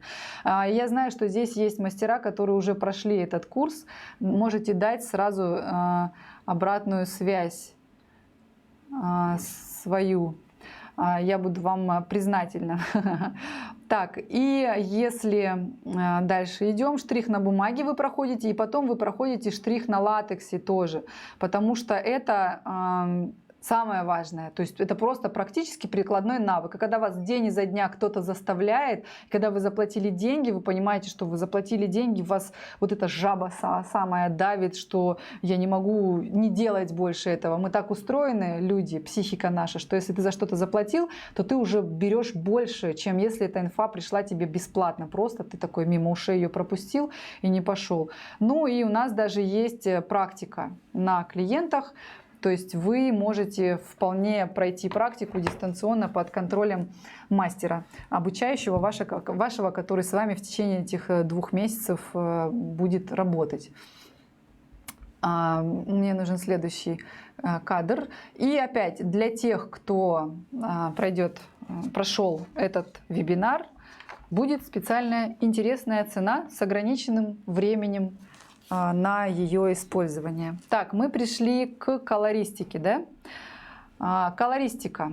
Итак, вот это важно, очень важная часть. У нас есть разные типы губ. Есть губы, которые, вот как эти губы, я на них уже рисовала на первой части нашего вебинара, они очень яркие. То есть в этом случае, мое мнение, вы должны подобрать цвет пигмента максимально похожий на цвет губ. Как это делать? Вы можете размешать в капсе, уже предполагая, что этот цвет похож, и помазать рядом на коже, допустим, чтобы предположить, какой цвет получится. Потому что морковный мазать явно сюда смысла нет, это губы такие довольно прохладные. То есть, в этом случае вы должны работать либо помадно, когда вы скрываете полностью свой цвет губ, либо максимально похожим цветом, чтобы изменить просто форму. Вот эти губы, они очень прикольные, идеальные, прозрачные белые губы. Давай на них перещелкивай. На них можно создать любую форму, использовать любой цвет. Единственное, вы должны отталкиваться от цветотипов в колористике, в общем цвета клиента. Но зато на таких губах я люблю работать, потому что вот именно эти губы, допустим, сразу понимаю, они плотные, на них будет легко ложиться пигмент. И плюс, что реально можно сделать красивый градиент, который будет видно, а на ярких губах как бы сливается воздушная часть, и ее становится не видно. Диоксид титана. Вот эта тема такая сложная. Чтобы вы понимали, во всех цветах, во всех абсолютно цветах, которые мы используем, есть диоксид титана, даже если не написано. Чистые цвета, они очень сильно видны, то есть они открытые, то есть это то, что я вам показывала на бумаге. Чистые цвета — это несколько цветов сверху. Все цвета такие, имеющие некую матовость, и все кроющие цвета светлые, имеют в своем составе диоксид титана. Что это за вещество? Оно не страшное. Диоксид титана содержится во всем белом пластике вокруг нас, во всем вообще продуктах, имеющих белый цвет. Его бояться не надо, он абсолютно гипоаллергенен, не знаю, считается какими-то учеными где-то вроде, что если его потреблять в больших очень количествах, то он накапливается, какой-то вред несет. Но я думаю, что можно и огурцами отравиться, если их есть 2 недели только, и умереть от передозировки огурцов, условно. Но в нашем случае диоксид титана — это вещество, которое придает кроющие свойства пигментам. Поэтому все светлые кроющие оттенки губ и бровей, в том числе в некоторых пигментах, имеют в своем составе диоксид титана. Это неплохо и не хорошо, это как бы данность. Использовать сознательно диоксид титана, белый цвет, не очень хорошо. Некоторые клиенты приходят и просят вот такие примерно губы, светло-коричневые. Сделайте мои губы, такие шикарные яркие губы, более светлыми, чем они есть. Или, допустим, со старым каким-нибудь там 5-7-летним ядрено-розовым каким-нибудь или морковным цветом губ. И они говорят, сделайте мне, пожалуйста, какой-нибудь приемлемый цвет губ. В таком случае, чтобы перекрыть эти вещи, вы можете использовать пигменты с диоксидом титана, либо если вы работаете татуировочными пигментами, вы можете добавлять телесные какие-то цвета, либо белила даже в яркие цвета, потому что иначе вы просто не перекроете, потому что не будет вот этой подложки. Все, допустим, пластики, они добавляется белый цвет в них, чтобы вот именно добиться вот этой яркости, вот этой вот ядрёности. Без них, без диоксида титана, кроющего цвета не будет. Поэтому я его как бы не боюсь. Но я призываю вас красивые там губы не перекрывать, просто вот идя на поводу у клиента, допустим, вот такими белесыми цветами, потому что ни к чему хорошему это не приведет. Обычно разрушается пигмент и остается в коже диоксид титана, который выглядит, эти губы будут всегда выглядеть такими белесыми, даже когда клиент расхочет. То есть если чистые цвета через год, полтора-два уходят в ноль практически, губы приходят в цвет свой старый, естественный, то пигменты, в которых много диоксида титана, или вы использовали, допустим, прям белила, кроющие, закрашивали что-то, они там и останутся и никуда не денутся. И современные, конечно, пигменты, они не желтеют. Я, честно говоря, давно уже не видела желтеющих, но есть какие-то пигменты старые, которые как гнойная обводка какая-то приходила ко мне. Я видела такие цвета. И брать и белым высветлять, допустим, вокруг липлайт делать прям много, вот эту вот кайму белую я не рекомендую. Но если у вас какой-то пришел трэш, с которым жить клиенту уже невозможно, в таком случае, да, можно поработать, ничего страшного в этом не вижу. Перекрытие и корректоры. Вот, кстати, мы пришли к тому моменту, когда, о чем я говорила, когда мы можем использовать более темный цвет на верхней губе, более насыщенный, скажем так, и, может быть, даже с белилами снизу, но вот не конкретно в этом случае. Вот смотрите, так, это первая фотография, вторую покажите, пожалуйста, мне. Вот тут у нас, и, наверное, мне нужно планшет включить. Смотрите, тут у нас старая... Сейчас я найду. Так, Telegram. Сейчас я найду эту работу, чтобы ее увеличить посильнее. И вам показать.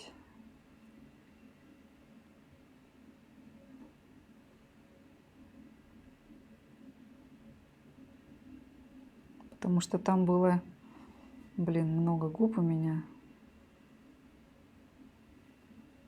Черт, не могу найти. Ладно, а можно мне это увеличить сильнее или нет? Но посмотрите, пожалуйста, вот первичная пришла на процедуру клиентка пришла с губами какими-то розовыми, старыми, размытыми, за контуром, и их удалять она отказалась. Что сделал мастер? Она обвела, сделала там новую, более симметричную форму, все там усилила, но между вот этой темной частью, где излом плоскостей, и светлой частью, где падает тень, осталась вот эта полоса. Вы ее видите? Я вот ее вижу очень хорошо. То есть это... Кого? Telegram? Эта работа, на мой взгляд, сделана некачественно. То есть вот она сжатая. В этой части губ, где у нас между контуром и темной частью недостаточно пигмента для того, чтобы эти губы выглядели хорошо после заживления. Они не выглядят хорошо даже свежими. Посмотрите, то есть если мы исправляем форму, то вот здесь на освещенной части вы должны положить либо чуть-чуть более темный пигмент, этого же как бы цветового тона, то есть он не может быть розовым, красным с оранжевой серединой, либо более прям очень сильно плотно вот здесь, в этой части, где вы изменяете форму. Давайте мне следующий, пожалуйста, слайд. Вот это, допустим, процедура. Эта клиентка, я попала на нее в Москве, когда находилась там в нашей студии. У нее, чтобы вы понимали, у нее где-то, наверное, 8 раз удаляли лазером. Он вообще уходил через серый. И у нее несколько раз удаляли ремувером губы. И у нее между вот этой серой полосой и самой губой зарубцованная ткань. Там реально рубец, который вот на фотографии плохо видно, но очень хорошо он там и прощупывался, и был виден глазами. Что мы с ней делали? Мы использовали на верхней губе очень... Покажи, пожалуйста, покажите свежий. Ага. Очень яркий концентрированный пигмент на верхней губе. Плотно его, прям плотно-плотно положил мастер. Здесь может казаться, что не так уж плотно, но на самом деле его там очень много. И на нижней губе мы прям добавили белил чуть ли не 1 к 1, чтобы перекрыть вот эту часть. Потому что вот в этом случае все, она испробовала все. Она удаляла лазером, она в районе 1,5 лет мучилась с этими губами, и она уже вот отчаявшаяся была. И в таком случае я даю добро на работу с белилами. Мы прям 1 к 1 смешали и прокрасили вот здесь снизу. Оно сейчас смотрится более темным, потому что просто когда кожа травмирована, ну, чуть-чуть темнее смотрится. И следующий слайд, пожалуйста. Там у нас уже перед коррекцией заживший вариант, когда... Блин, нет, я сейчас вообще, мне было плохо видно, я сейчас говорила вообще о других губах. Я прошу прощения. Вот что значит, с запозданием идет лак. То, о чем я говорила, относится к следующим губам. Ну-ка, мотни, об этих я скажу позже. Вот об этих, смотрите. Я говорила вот об этих губах, потому что у меня передо мной экран, на нем идет чуть-чуть с запозданием, то, что видите с вами как бы в реальном времени. А на большом экране у меня видно, но из-за света видно плохо. То есть вот эта процедура, о которой я говорила. В районе 8 удалений лазером и несколько удалений ремувером. Зарубцованная ткань между губой, и все. Она плакала, умоляла сделать ей хоть что-нибудь. Мы сделали. Да, то есть видно, я думаю, что тут на фото видно уже, какого качества губы, что они просто там изрыты, изрыхлены лазером и ремувером полностью. И вот на ней мы плотно прокрашивали более темным цветом освещенную поверхность на верхней губе, и с белилами мы прокрашивали низ тоже плотно. Единственное, что ей уже сделали коррекцию, она в полнейшем восторге, потому что у нее губы выглядят объемными и однородными, и она не приходит как положено для фотографий, хотя даже живет где-то недалеко, обещает и не приходит. И вот зажившие губы, следующий слайд, перед коррекцией, вот это сразу после процедуры, как они выглядели, и перед коррекцией, когда они зажили, то есть уже в принципе приемлемо, но стало еще лучше, но, как я и говорила, ее не получается выловить. То есть вот в таких крайних случаях я рекомендую, да, использовать вот такой метод, когда за поверхностью губ на коже лица, на освещенной плоскости вы используете более темные пигменты, чтобы визуально с расстояния вот где-то, когда люди общаются, метр между друг с другом, эти губы выглядели натуральными, чтобы не было вот этого ощущения, что съел помаду или прям реально вокруг накрасил губы. Ей, еще раз повторюсь, сделали коррекцию, она просто не дошла. И назад теперь верни, пожалуйста, на те губы, которые мы прощелкали, 3. Там тоже перекрытие. Сейчас я про них расскажу. То есть это самые такие, да, это самые стандартные случаи, то есть это, знаете, когда мы работаем, когда не катастрофически ужасная форма, когда это не какой-то прям ужасный маразм, когда это цвет, который можно перекрыть. Вот, допустим, вот эти губы, которые сейчас перед вами, форма за счет того, что цвет ушел практически полностью, осталось ощущение, ну, вот, что как бы карандашом накрасили контур, и все, это то, чего боятся все клиенты сейчас. На самом деле вот это ощущение бывает, когда контур фиксируется фиксируется вот такой медленной, непрерывной линией, когда мастера глубоко в кожу входят, он держится дольше, то есть все губы уходят прокрас, а контур остается даже спустя несколько лет. И он выделяется, потому что он на другой глубине, он чуть-чуть более холодным смотрится и ярким. Если просто даже вот такой цвет губ подобрать максимально подходящий под вот эту край пигмента цвет и просто их прокрасить равномерно.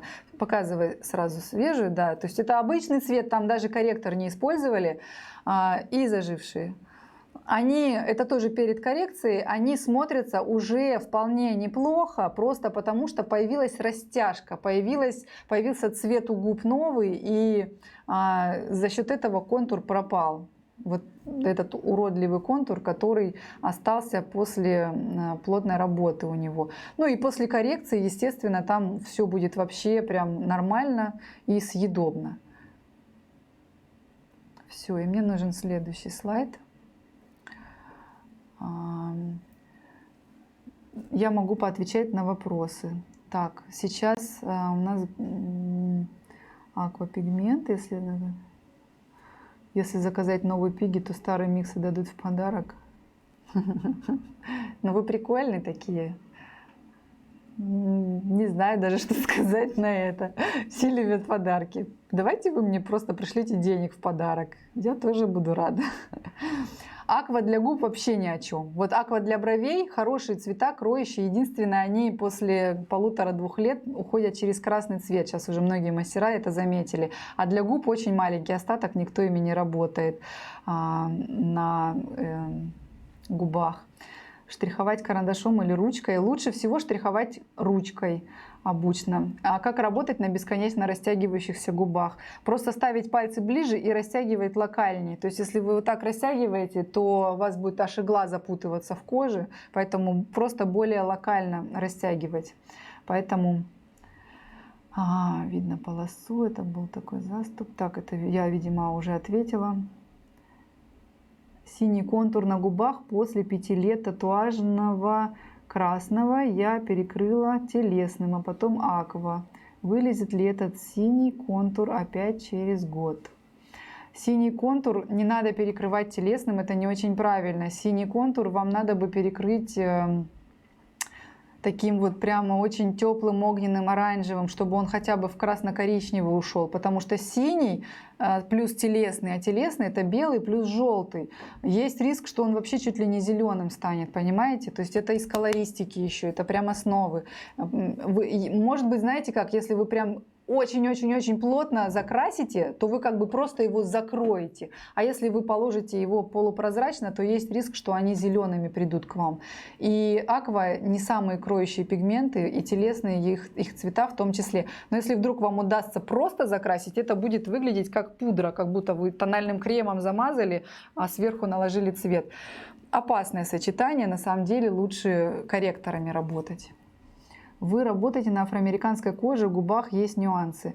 У меня всего один раз попадались афроамериканские губы. Мои студенты из Америки присылали мне работы после того, как они перекрывали эти губы оранжевыми сначала оттенками, выводили их в розовый цвет. На самом деле очень сложная работа, очень много вот этого серо-фиолетового цвета в афроамериканских губах. Даже когда ты красишь прям очень помадно, они приходят с таким незначительным изменением цвета, что руки опускаются на это работать. Там еще гиперпигментация вокруг, просто они коричнево-черные, кожа вот эта сама вокруг.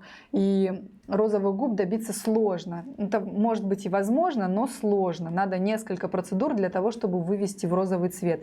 Использовать можно только один корректор. Это огненный, теплый, оранжевый цвет. Никаких оттенков, в которых есть даже намек на холодность, использовать нельзя. Так, все, идем дальше. Пятна на губах и новообразование. Вы не имеете права работать ни на каких новообразованиях на губах, какими бы они ни были. Что бы вам ни говорил клиент, вы должны отправить к дерматологу, который даст добро, и вы должны быть этой бумажкой защищены. Во-первых, а во-вторых, вы просто по этическим соображениям не можете травмировать никаких новообразований, потому что это очень чревато проблемами со здоровьем у клиента. клиента. Есть еще такая штука, как веснушки. От них можно избавиться только при помощи очень кроющих пигментов с диоксидом титана, естественно, когда вы помадно прокрасите такие губы. На самом деле никакая акварель, контур с растушевкой, ничто не перекроет веснушки на губах. Они так и будут просвечиваться, эти пятнышки. Можно, конечно, заморочиться и прям локально работать на каждой веснушке каким-то цветом, типа светлым с диоксидом титана, возможно, но мне кажется, это плохая идея, и я не видела, кроме как после помадного прокраса, ни одних красивых губ, где были веснушки, чтобы они ушли. Их перекрыть невозможно. Поэтому все новообразования вы отправляете к врачу, и ни в коем случае их не трогайте и не травмируйте. Максимум, если это родинка, то вы просто до нее, вокруг нее, и потом ваш клиент будет закрашивать помадой локально область вокруг родинки. Вы работать там не имеете права. Следующий слайд у нас. Немножко мы поговорим о цветотипах. Я не буду перечислять все цветотипы и подходящие к ним цвета и так далее. Нет, я просто вам скажу опять по-простому. Я уже это говорила в своих курсах о колористике, в вебинарах и платном, и бесплатном. Существует условно 3 типа клиентов. Это тип, на который вы смотрите и не можете понять, он теплый или холодный. Вообще непонятно, то есть он непонятный для вас. Относите сразу его к нейтральным. Это тип, вот сейчас мелькают перед вами теплые. То есть это тип теплый, когда вы смотрите и видите, это просто персик. У нее все тепленькое, розовенькое, желтенькое. Причем желтенькое с розовеньким таким, знаете.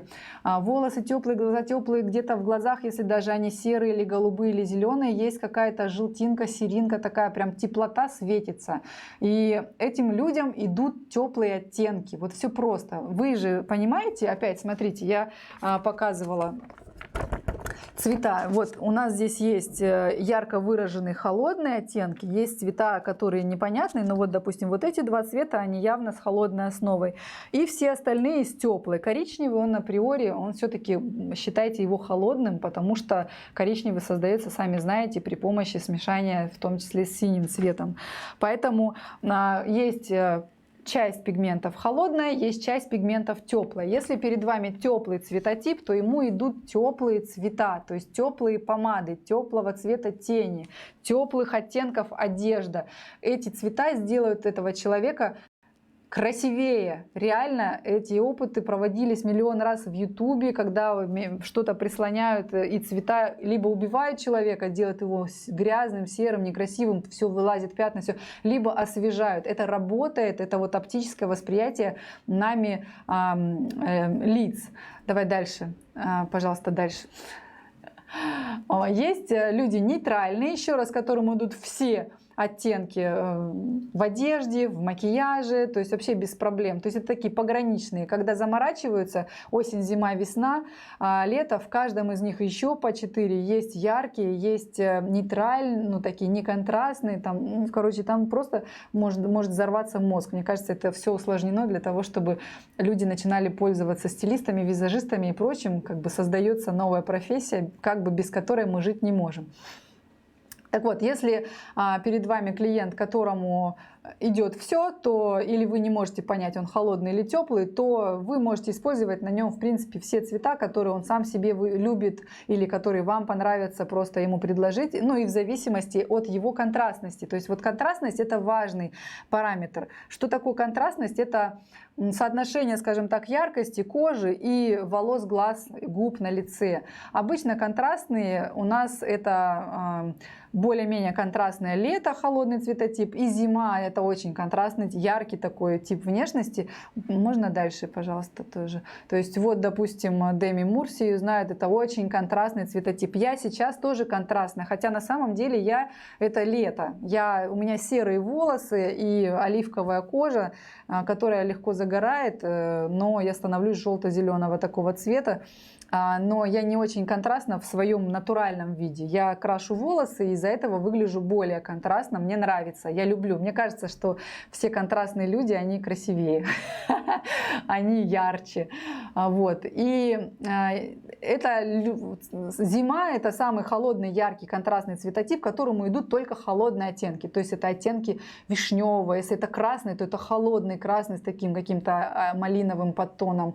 У них холодные волосы холодного цвета, и у них холодного цвета глаза. Им просто-напросто не пойдет никогда морковный цвет губ. Тут мы приходим к приложению, которое я хотела вам о нем рассказать, которое поможет вам и вашим клиентам определиться. Сейчас мне сначала надо... Да. Я вам покажу сейчас, смотрите, те, о ком я говорила. Допустим, вы мне сейчас напишите.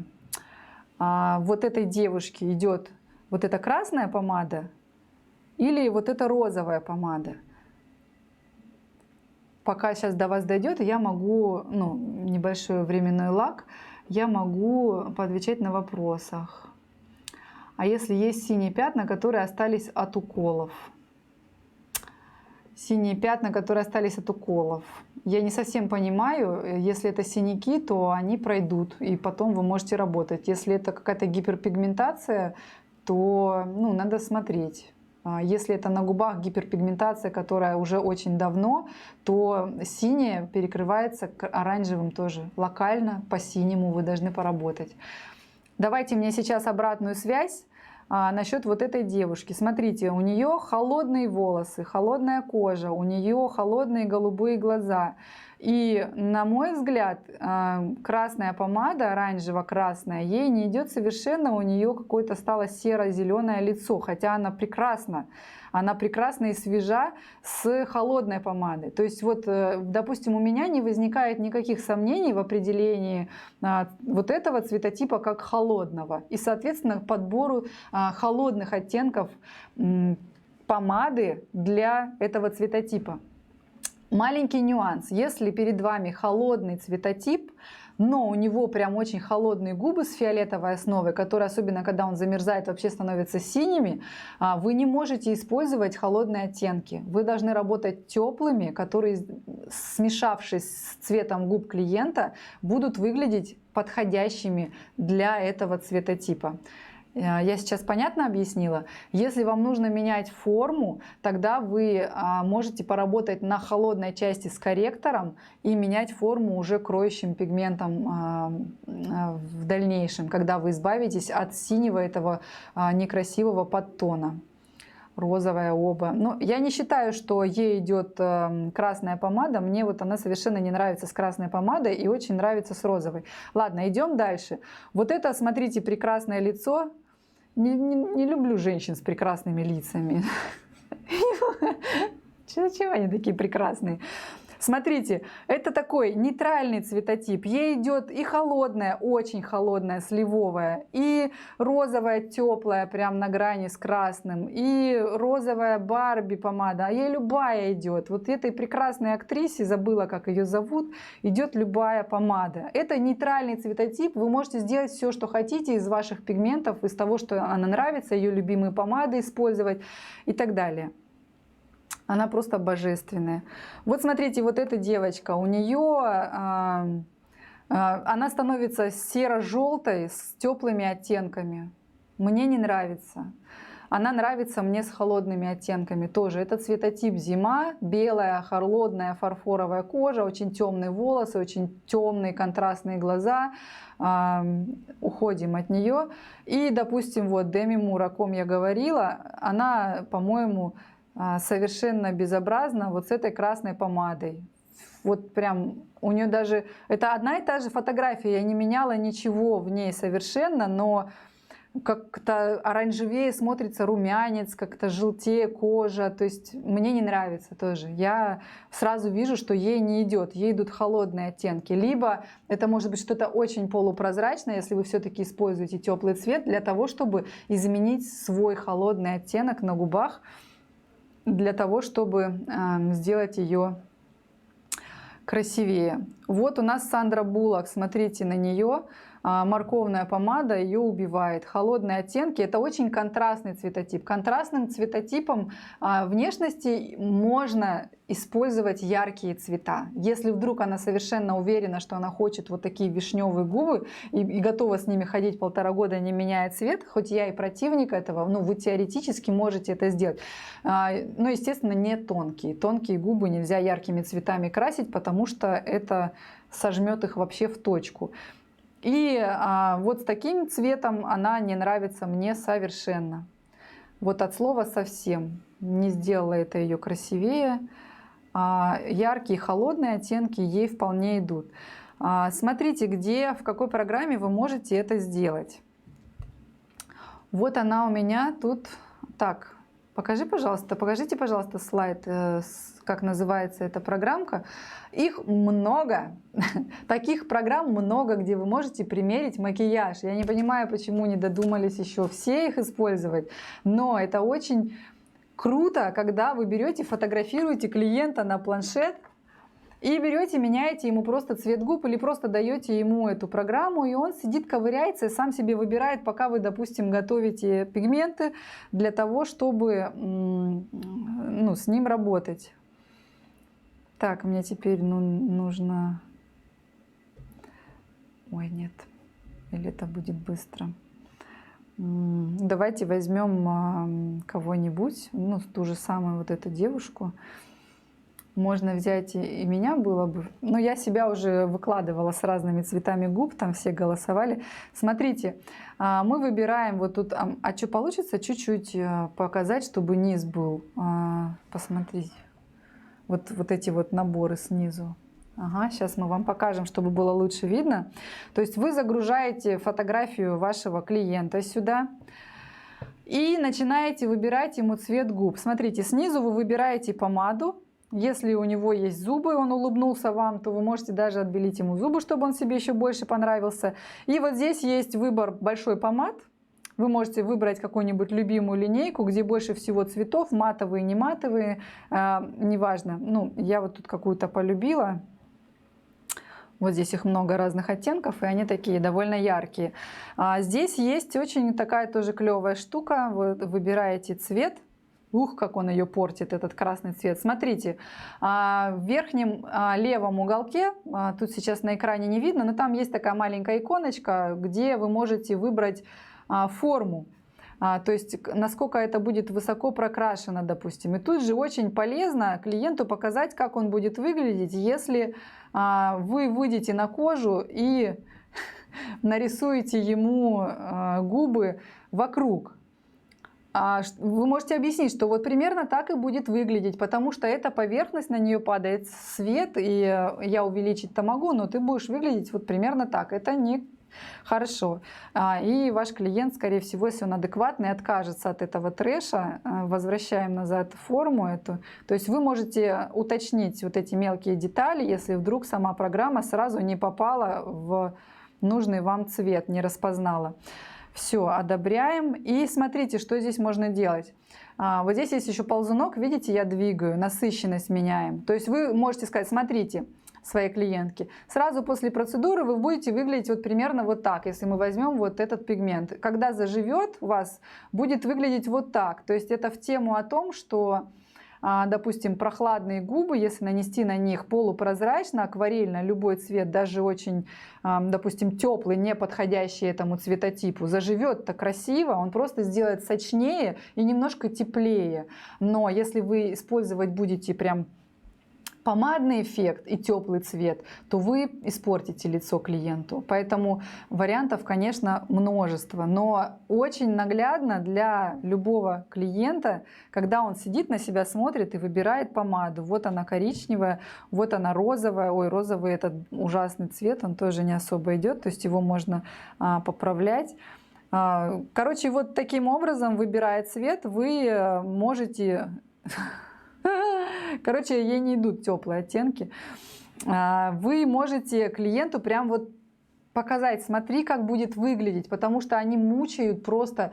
Когда мы покупали карандаши, и мастер рисовал одним карандашом, стирал полностью, рисовал другим карандашом, стирал полностью, потому что клиент говорит: ой, не пойму, не пойму, давай другой цвет, ой, не пойму, не пойму. И это все превращается в какую-то каторгу рисования бесконечного, либо там эти помады, которые они пихают и говорят, смотри, хочу такую. Тут вы можете объяснить, сказать, смотри, я сейчас возьму оранжевый цвет для того, чтобы просто изменить твои губы, сделать их теплее. Вот сейчас будет выглядеть вот так, а заживет и будет выглядеть вот так. То есть они просто станут немножечко теплее, и там ты выглядеть будешь красивее. На мой взгляд, это прям вообще бомба просто в работе с клиентами. Поэтому берите на вооружение такую программу. Ищите, может быть, найдете другие, которые такие же прикольные, для того, чтобы работать с клиентами просто и быстро. Видите, да? Тут она сразу пытается еще и брови подставить, но брови, скажу вам, так себе в этой программе, прям откровенно не очень. То есть вот он подстраивается под улыбку, любой цвет, и клиент прям, вы можете тут же сохранить эту фотографию и показать потом клиенту после процедуры, как это выглядит, чтобы он на всякий случай запомнил, и отправить ему эту фотографию, если он сомневается в выборе цвета. Короче, очень крутая программа, мне прям самой очень нравится с ней играться. Так, а почему у меня нет много вопросов? Где ваши вопросы? Так, розовая, розовая, розовая. Все, я с вами согласна, по розовой в помаде согласна. Так, читаю вопрос. Если очень старый татуаж остался, контур баклажанового цвета, контур на верхней губе, но только с одной стороны. Как работать на таких губах? Перекрыть сначала оставшийся контур корректором, а потом прокрашивать остальные губы пигментом. Совершенно верно, вы ответили правильно на свой вопрос. На самом деле, на любой зоне вообще, если у вас есть какой-то непотребный цвет, фиолетовый, серый, сизый, баклажановый, многоцветный, оранжевый на бровях, идеальный самый вариант — это сначала поработать корректором, который выведет в максимально приближенный к тому, который вам нужен цвету, и потом уже вы будете все это исправлять, подбирать цвет. Это самый правильный вариант, потому что если вы поработаете корректором, не факт, что там ляжет идеально цвет. Не факт. Может быть, она придет, и этого было мало, и вам нужно будет работать еще, а у вас уже там лежит вперемешку с новым цветом. Поэтому да, работайте с корректором, дайте зажить, оцените заживший результат, и потом уже либо работайте с корректором еще раз, либо делайте процедуру уже полноценную, подбирая цвет максимально подходящий. Что мы? Идем дальше. Да, в этой программе вы должны сфотографировать клиентку после снятия макияжа. Я сейчас буду проговаривать этапы процедуры для тех, кто у нас будет работать завтра. Ой, не завтра, боже, я все во вчерашнем дне живу. Для тех, кто сегодня будет смотреть уже процедуры, которые я снимала, я там местами их буду ускорять, чтобы поместилось как можно больше, чтобы все 4 процедуры просмотреть. И как бы некоторые этапы проскакиваю, но я о них сейчас вам скажу, потому что если вы будете соблюдать эти все этапы, вы будете работать вот прям максимально безошибочно. Так вот, первое, что вы делаете, это обеззараживаете кожу. То есть, естественно, перед тем, как сфотографировать, вы должны каким-то антисептиком либо сначала стереть макияж, а потом обработать антисептиком губы в обязательном порядке. И даже сделать на этом акцент для своего клиента. Сказать, смотрите, пшик-пшик, я вам сейчас обрабатываю антисептиком, чтобы она успокоилась, что вы молодец, и что... То есть это у вас как отче наш должно быть. Второй блок, второй пункт — это снятие запроса. Прежде чем начинать рисовать, вы должны спросить, а чего она хочет. Она хочет увеличить, она хочет такую-то определенную форму, она хочет просто прокрасить, как она хочет прокрасить. То есть вот это общение, скажем так, анамнез вашего клиента, чтобы ни в коем случае не делать что-то вхолостую. Затем вы должны сделать фотографию вашего клиента обязательно во всех нужных вам ракурсах. О фото мы поговорим еще чуть-чуть позже. В нашей сети мы делаем фотографии вот так вот, просто сидя клиента. со всех ракурсов, и потом лежа на телефон, потому что на телефоне очень хорошо видны какие-то мелкие детали, и плюс на телефон можно сфотографировать, скажем так, более художественно. А сидячие фотографии у нас для оценки нашей системой контроля качества делаются эти фотографии. Затем вы примеряете цвет, то есть вы сфотографировали на тот же самый планшет. Эту программу можно скачать и в телефон также прекрасно, то есть она для мобильных устройств. И подобрали с ней сразу цвет. Показали, какой цвет идет, примерно прикинули те цвета, которые у вас есть. Потому что, допустим, я когда показываю, я сразу говорю: смотри, тебе можно использовать вот эти два цвета и вот этот цвет. Потому что они у меня есть, потому что я могу добиться их при помощи моих пигментов. То есть вы же знаете, чем работаете. Затем вы начинаете эскиз рисовать. Как рисовать эскиз, мы уже говорили, но я сейчас еще раз прорисую это для вас в планшете. Мне нужно планшет подключить. Ты на что смотришь? Ага, все нормально. Сейчас я загружу новую фотографию. Это важный момент. Я не буду сейчас пытаться нарисовать прям гиперсимметрично, да, но вам советую практиковаться постоянно. Так, выбираем самый яркий цвет и выбираем похожую на нашу красную ручку линию. То есть, смотрите, на первое ваше действие вы находите максимальную ширину нижней губы. Вам нужно понять, где у вас максимальный объем. Обычно это нижняя губа, поэтому начинаете с нее. Второй ваш этап – это найти середину губы вообще, в принципе. То есть она иногда бывает съехавшая из-за мимики, иногда нос по отношению к губам находится в другой части. То есть вам надо найти вот эту золотую середину и для себя на губах определиться, где именно она будет. Потому что иногда у тех людей, кто мимически привык в одну сторону говорить, мы немножко сдвигаем и вот эти арки тоже как бы в сторону, чтобы они оказались больше по центру. Затем вы находите вот эти вот две линии для того, чтобы, во-первых, определить как бы толщину арок. Второе ваше действие – это вы находите вообще, в принципе, вот эти вот арки, спросив у клиента до этого, он хочет мягкие или он хочет более такие какие-то классические прямые. И вы вот отсюда можете опустить для себя. Но на деле это не так уж сильно помогает, но вы можете, если губы достаточно объемные, не какие-нибудь вот такие тонкие, вы можете опустить вот эти линии вниз, для того, чтобы понять, у вас вот эти вот линии, они друг под другом находятся, они симметрично расположены ли. Вот. И после этого вы начинаете искать точки, где из уголка рта у вас выходит линия, где она максимально может начаться. И ваше следующее действие, ну то есть это и снизу, и сверху вы делаете. Ваше следующее действие – это просто соединить уже между собой уголок верхней арки и уголок рта вообще, с учетом пожелания клиента. Почему вот такая последовательность? Потому что я очень много раз видела, как мастер начинает вот отсюда выходить, он такой размахнулся, увеличил, и когда приходит к окончанию ротовой щели, понимает, что он уже за ней. То есть вся эта линия была нарисована зря, он потратил время, потому что он не может увести вот сюда за границы ротовой щели. И приходится стирать и заново все прорисовывать. Поэтому вы прорисовываете сначала вот из уголка вот эту линию и выводите, соединяете. Потом, когда эти линии прямые вы прорисовали, вы можете немножко скруглить вот эти части для большей пухлости, для большей объемности, потому что вот эти части почти у всех, они имеют сглаженный рельеф, и на них можно поработать с объемом.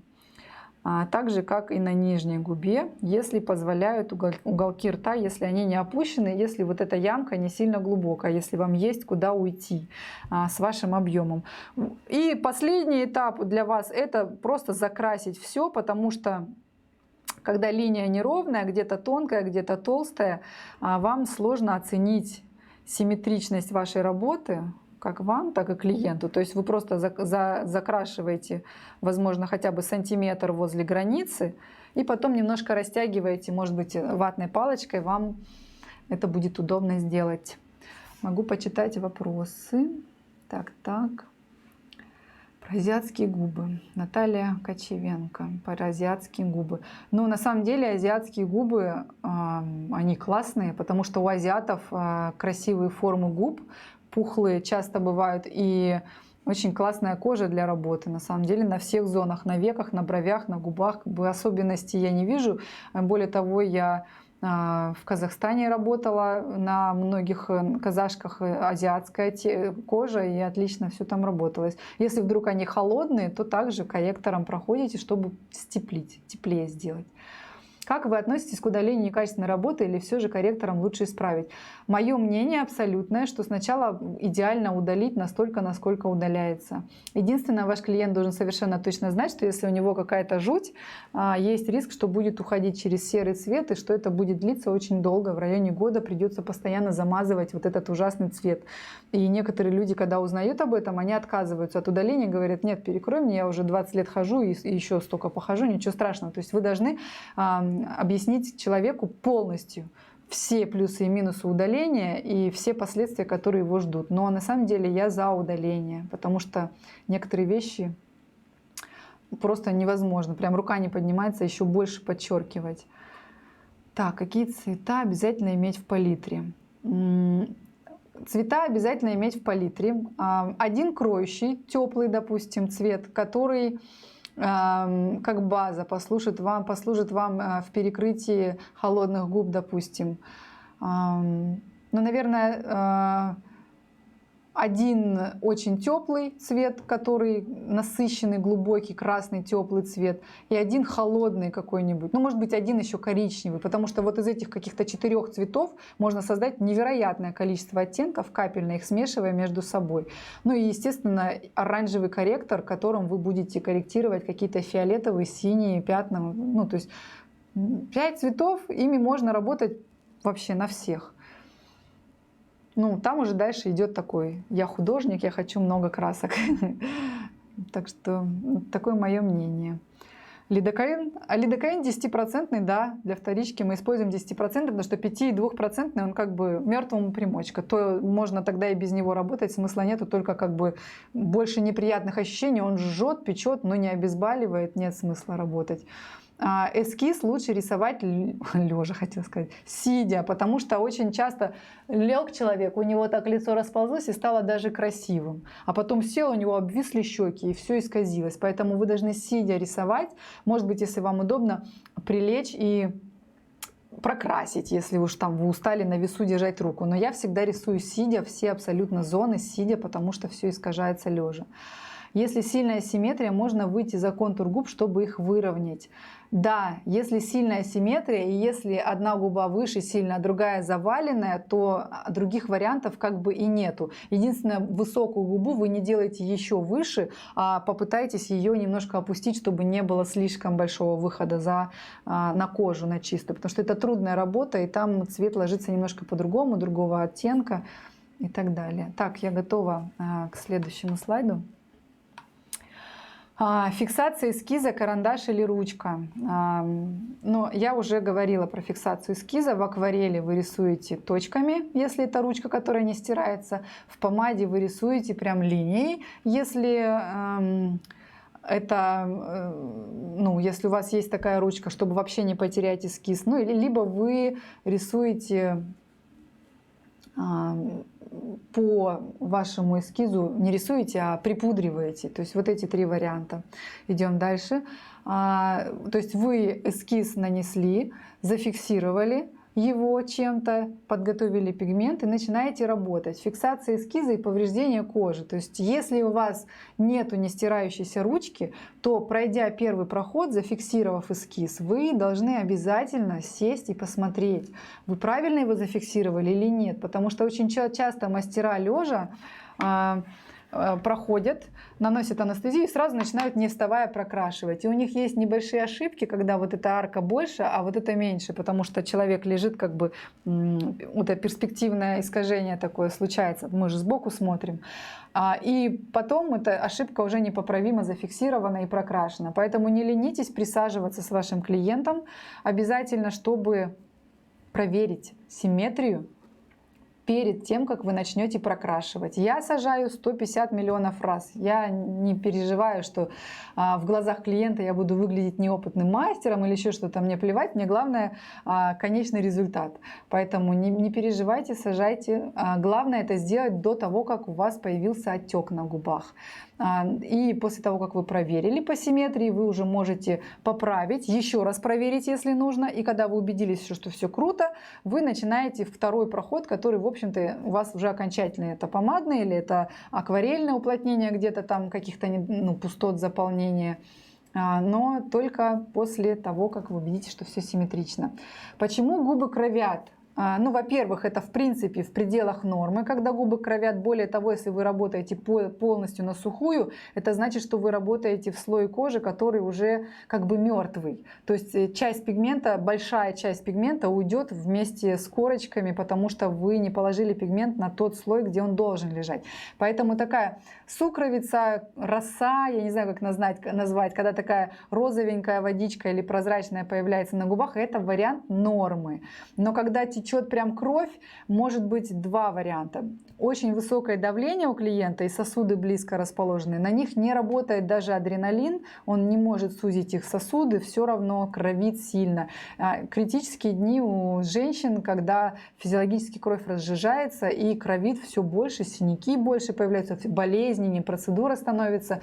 Вы должны знать и спросить вашего клиента, если видите вдруг, что вы все вроде делаете правильно, но у него течет кровь. Еще губы кровят часто от неправильного движения. Мы будем много говорить на практической части об этом, но я сейчас тоже покажу вскользь. Ваше движение должно быть гладящим.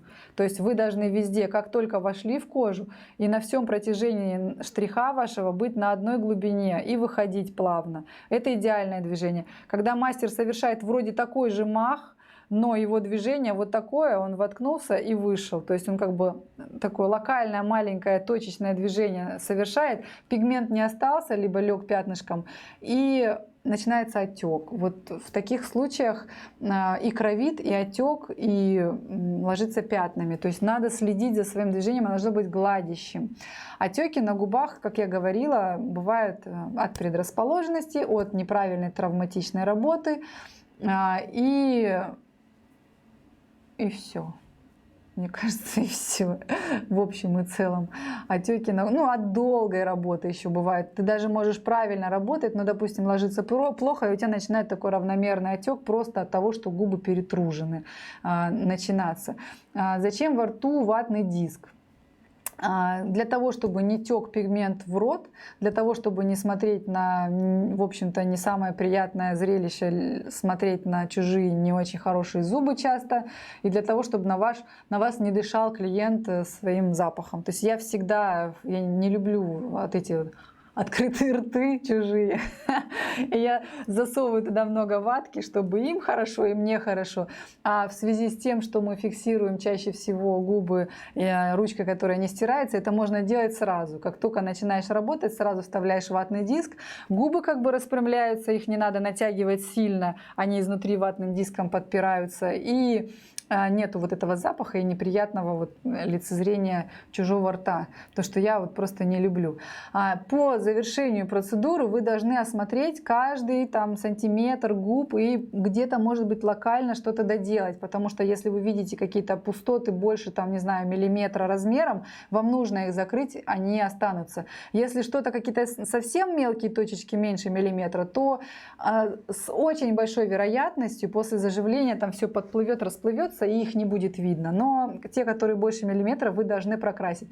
Еще очень часто вот в этих уголках губ многие мастера не прокрашивают хорошо и остаются пустые части. И вот в этой части тоже резко обрывается, и когда человек разговаривает, у него резкое изменение цвета, тоже не очень красиво, поэтому вы должны так всю губу просмотреть, со всех сторон ее просмотреть, чтобы все было идеально. И вы делаете в конце, обрабатываете, достаете, умываете вашего клиента и делаете фото ваших работ.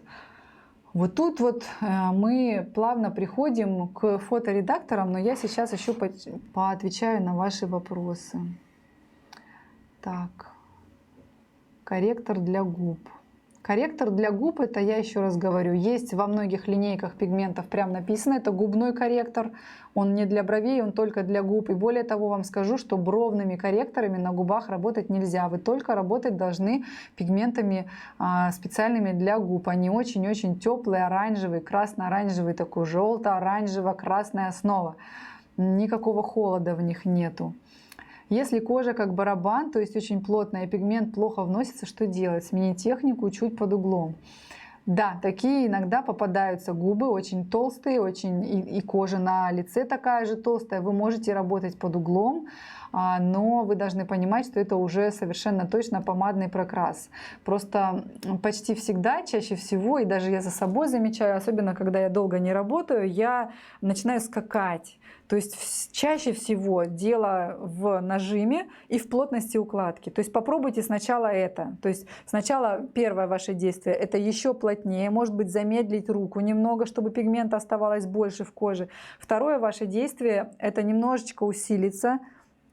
Но, естественно, перед тем, как вы понимаете, что плохо ложится, вы должны посмотреть на иглу. А вдруг у нее слишком большой вылет? Вдруг вы просто травмируете кожу, не донося пигмент до кожи? Это вообще самое первое, что вы делаете. Потом уплотняетесь, потом немножко усиливаете нажим, и только потом, после этого, вы можете работать под углом, вот под таким углом к себе, особенно возле контура. Вы ни в коем случае не можете работать вот под таким углом возле контура, потому что та часть иглы, которая как бы за контуром, уже как бы под кожей, она вам даст подплывы. Это не будет красиво. Поэтому у контура вертикально, либо если вам надо под углом, то как бы под углом в этой вот борозде находясь. Я понятно, мне кажется, объяснила, да? Так, и чем лучше перекрывать гранулы Фордайса? Ну, я уже говорила, гранулы Фордайса перекрываются практически любыми пигментами, ну, достаточно кроющими. Тут дело в технике, вы просто должны поплотнее положить пигмент. Может быть, вам понадобится третья коррекция, если там очень много гранул. Можно ли смешивать холодные и теплые пигменты? Можно, конечно, смешивать холодные и теплые пигменты. Смешав холодный и теплый цвет, вы получите что-то нейтральное. Но, допустим, если вам...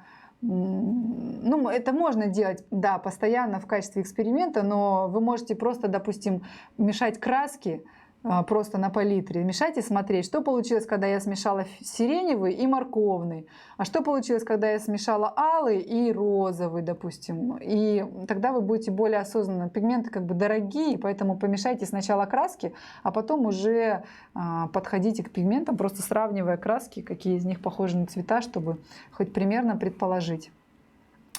Так, сколько по времени должна занимать процедура? Пропустила. Если сильно кровить, что делать? Если сильно кровит, то вы можете начать работать более поверхностно, проверить вылет иглы. Скорее всего, у вас большой вылет иглы, вы слишком травмируете, я уже об этом говорила. Нанести анестезию с содержанием адреналина и подождать немножко, но тогда есть риск, что ваши губы пойдут пятнами. Ну, вы как бы работаете тогда сквозь них, не обращая внимания, эти пятна уйдут. Это просто спазм сосудов.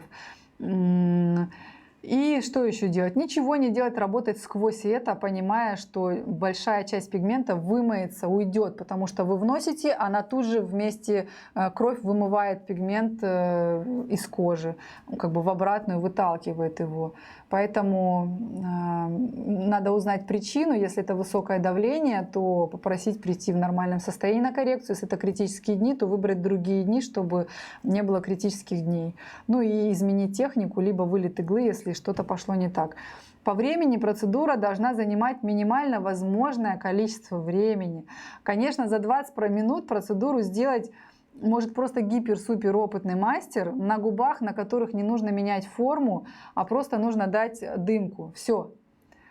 Если это, допустим, какое-то сложное изменение формы, это никогда не будет 20 минут, потому что нужно хорошо и качественно прокрасить, нужно не потерять форму. И, у нас, допустим, в сети это 1,5 часа на любую процедуру, то есть в этот срок плюс-минус там 10-20 минут можно уложиться. Если с разговорами, если это видеосъемки, у меня иной раз до 3, до 4 часов доходит съемка процедуры одной, просто потому что то камера мешает мне, то я мешаю камере, то там что-то обсуждаем, вот чисто из-за этих вот вещей.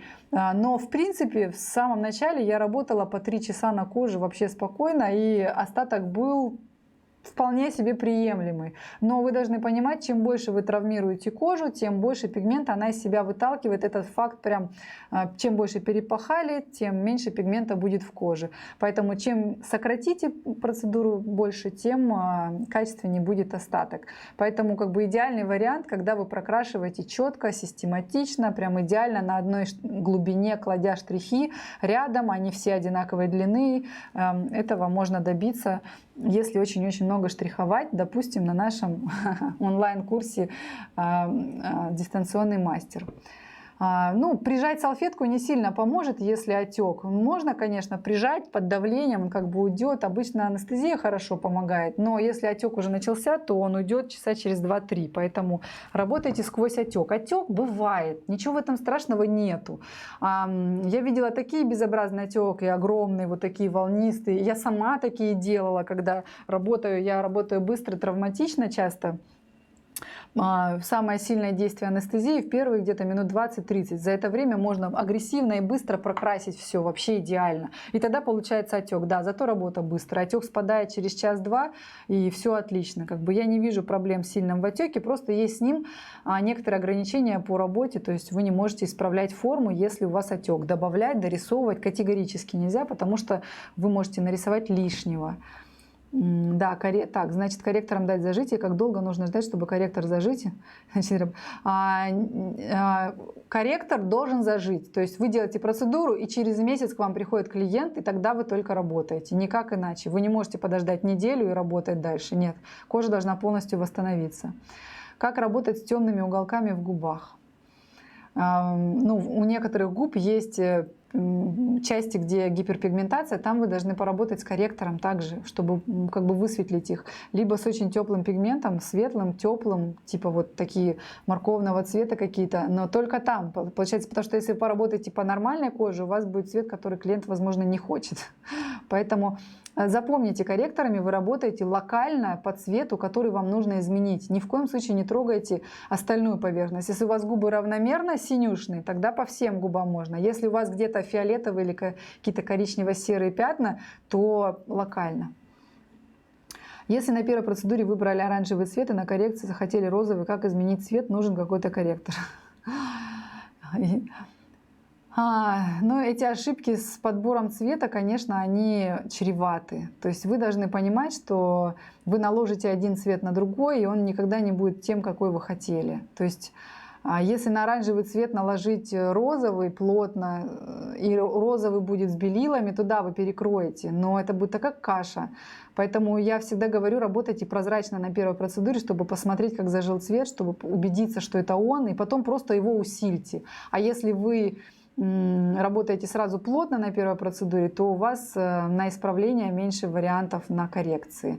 Мы не всемогущи. Может быть, надо пройтись ремувером, чтобы осветлить, если там плотно и оранжево, потому что оранжевый цвет Но он достаточно просто перекрывается, когда он на бровях, но когда на губах это плотный морковный оранжевый цвет, его перекрыть вам будет сложно, как и плотный розовый. Но да, прохладными оттенками вы можете перекрывать.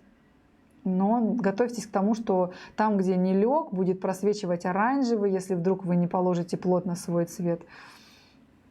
Несмывающийся карандаш, какой именно вы пользуетесь? Я уже давно не пользуюсь несмывающимися карандашами, может быть максимум на веках. Это просто белый карандаш. Также берите все карандаши, себе рисуйте на руке и спустя 5 минут трите. И какой останется, тот выбирайте. Я не помню их названий, они бывают, что очень дешевый, но классный, очень дорогой, но очень плохой. Елена, сегодня делала губы, не смогла зафиксировать контур контурной тройкой. Выбрала на стрекозе 6,5 мощность, кучу раз прошла по одному месту и ничего, пришлось взять единицу, и ей контур получился, но заполнить я их не смогла, ничего не ложилось, ушла от меня с одним контуром, просто ужас. Но я думаю, знаете, в чем проблема? Во-первых, я не люблю тройки, да, потому что ими надо оказывать... Знаете, как тройкой вы не можете работать так же размашисто, как единицей. Потому что единица прокалывает по всей длине, а тройкой надо работать маленькими штришочками. Ей совсем другая техника работы. Поэтому, скорее всего, там у вас и отек, может быть, начался, и вы перетравмировали кожу, и испугались просто своей как бы безрукости, впали в отчаяние, отпустили клиентку с тем, что есть. Ничего страшного, на коррекции поправите. Единицей работать проще. Ей проще заглубиться, но и работать ей действительно проще.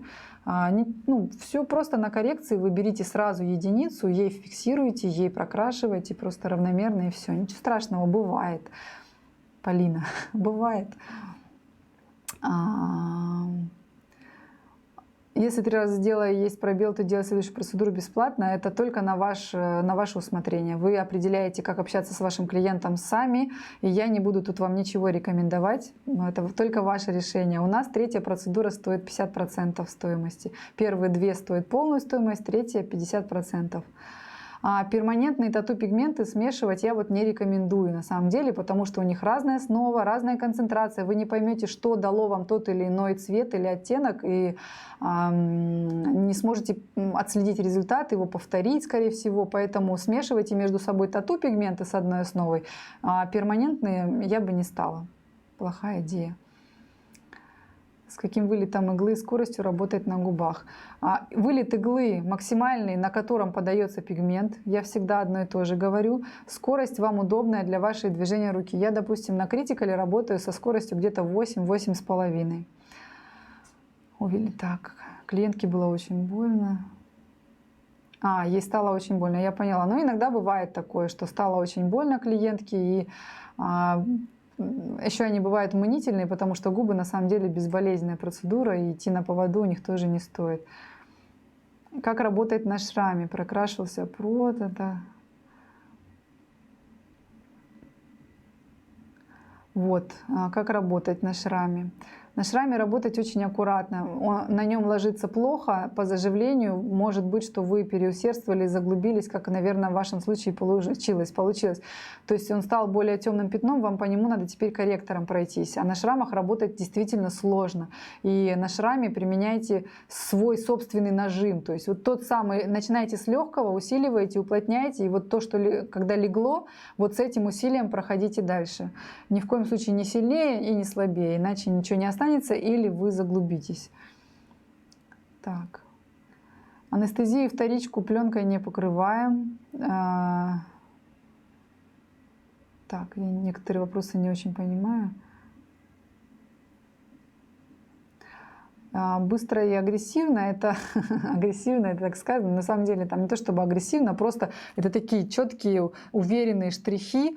После них сразу выступает такая равномерная сукровица, и когда следующий блок делаешь, на том месте, где ты только что работал, сразу уже все высохло. То есть это не глубокая работа, ничего страшного там нету. И в итоге все мастера так и работают, скорее всего. Просто в некоторых случаях долго возятся, боятся, а потом все-таки, чтобы пигмент лег, они начинают усиливаться.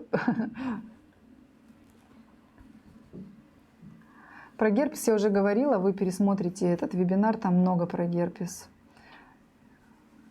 Корректором мы работаем в зависимости от того, как лежит цвет, который надо исправлять. Если он полупрозрачный, то и вы работаете полупрозрачно. Если он плотный, то вам надо положить его плотно. Если кожа толстая, то еще плотнее нужно положить. О, мне очень тяжело читать на латинице.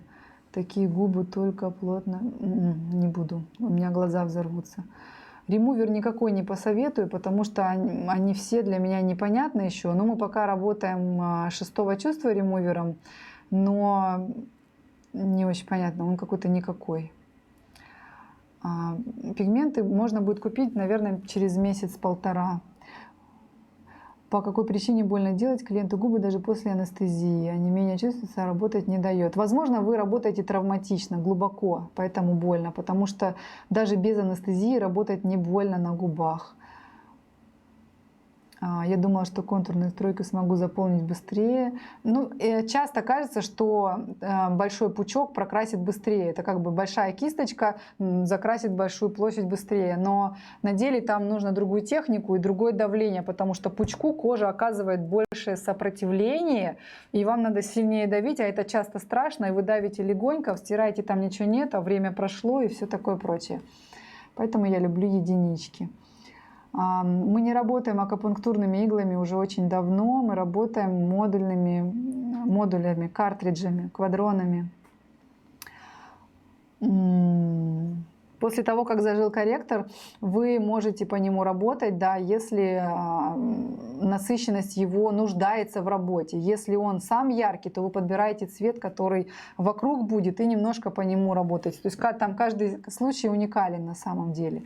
Первичной анестезией мы пользуемся Light Dep. В России только ей, в принципе, можно и эмлой работать, но эмла мне не нравится. Я прочла все вопросы. Давайте мне последний. Так, фото и фоторедактор. Я сейчас быстро покажу вам правильные фото, ракурсы. На самом деле они простые. Вы должны избегать перспективного искажения. А это когда вы слишком близко фотографируете или как-то издалека, или как-то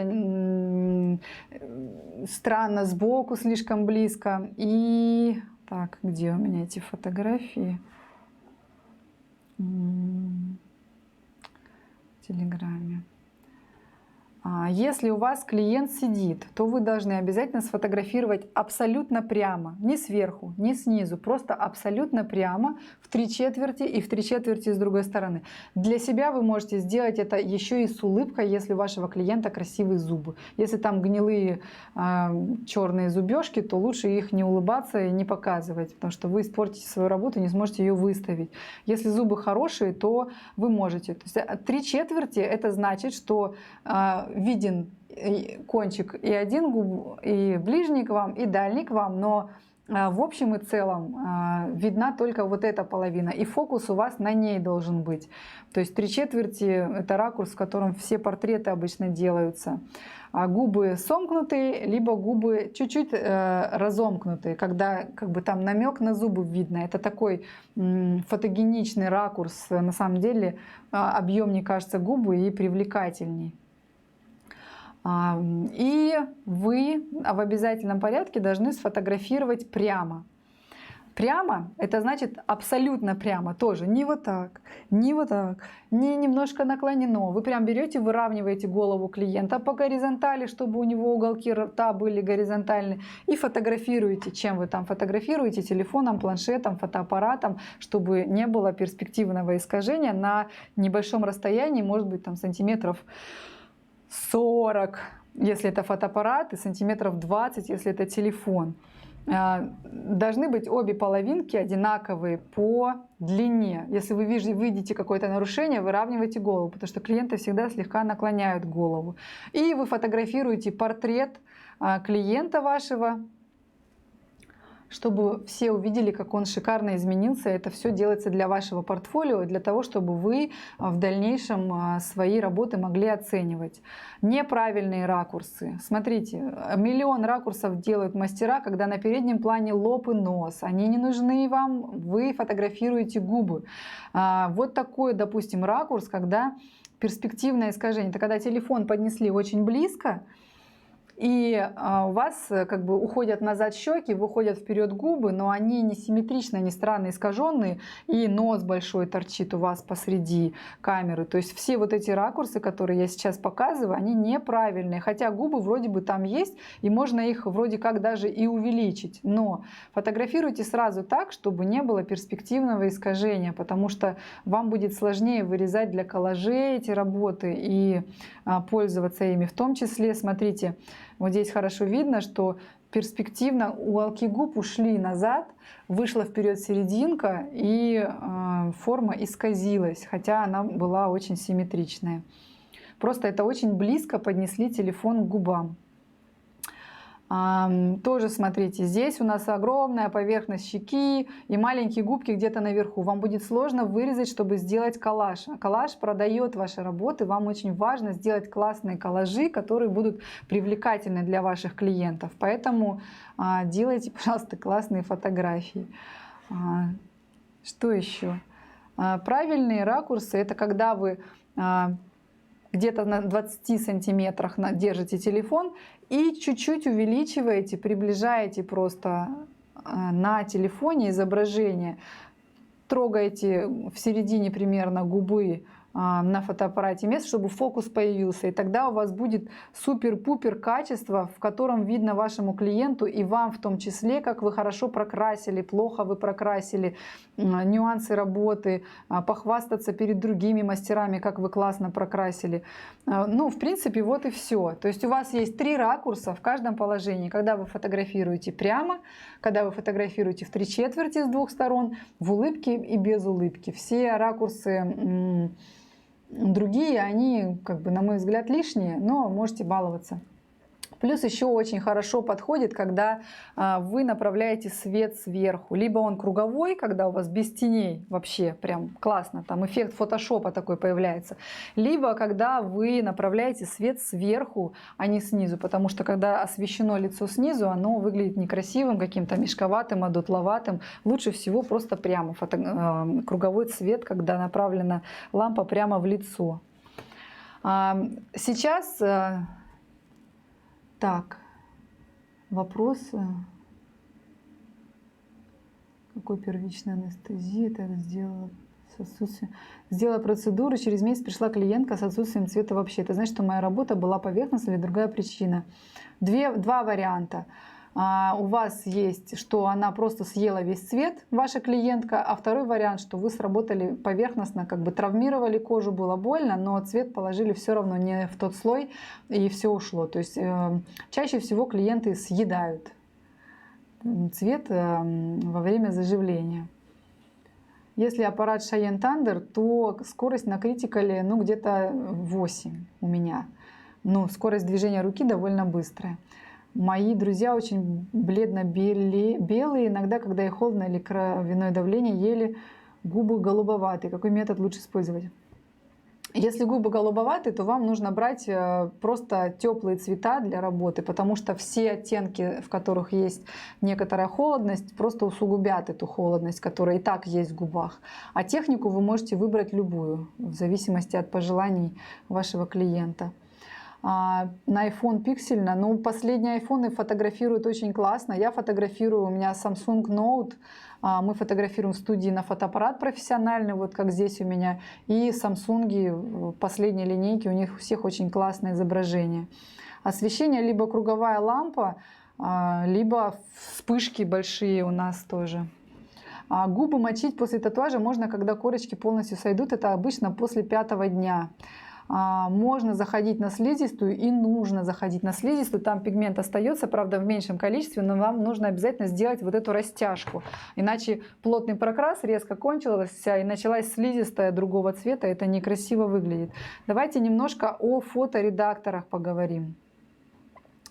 Фоторедакторы штука нужная. Я вам сейчас покажу 2 очень простых и клевых фоторедактора. Это Facetune. Это редактор, в котором вы можете делать очень много. То есть можно пользоваться им одним вообще спокойно. Нужно мне, чтобы было низ видно, да, вот эти все.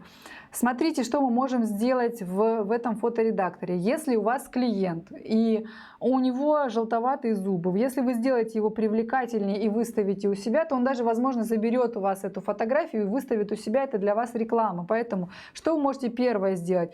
Это вот нажимаем отбелить зубы. Смотрите, вот его желтые зубы. Мы можем вот так вот взять и сделать более привлекательного светлого цвета.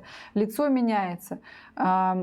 Если вы сделаете это с желтозубой клиенткой, поверьте мне, это только поможет вашему портфолио. Поэтому вперед из песни. Потом, смотрите, есть тут такая функция смягчить. Вы можете, допустим, вот поры.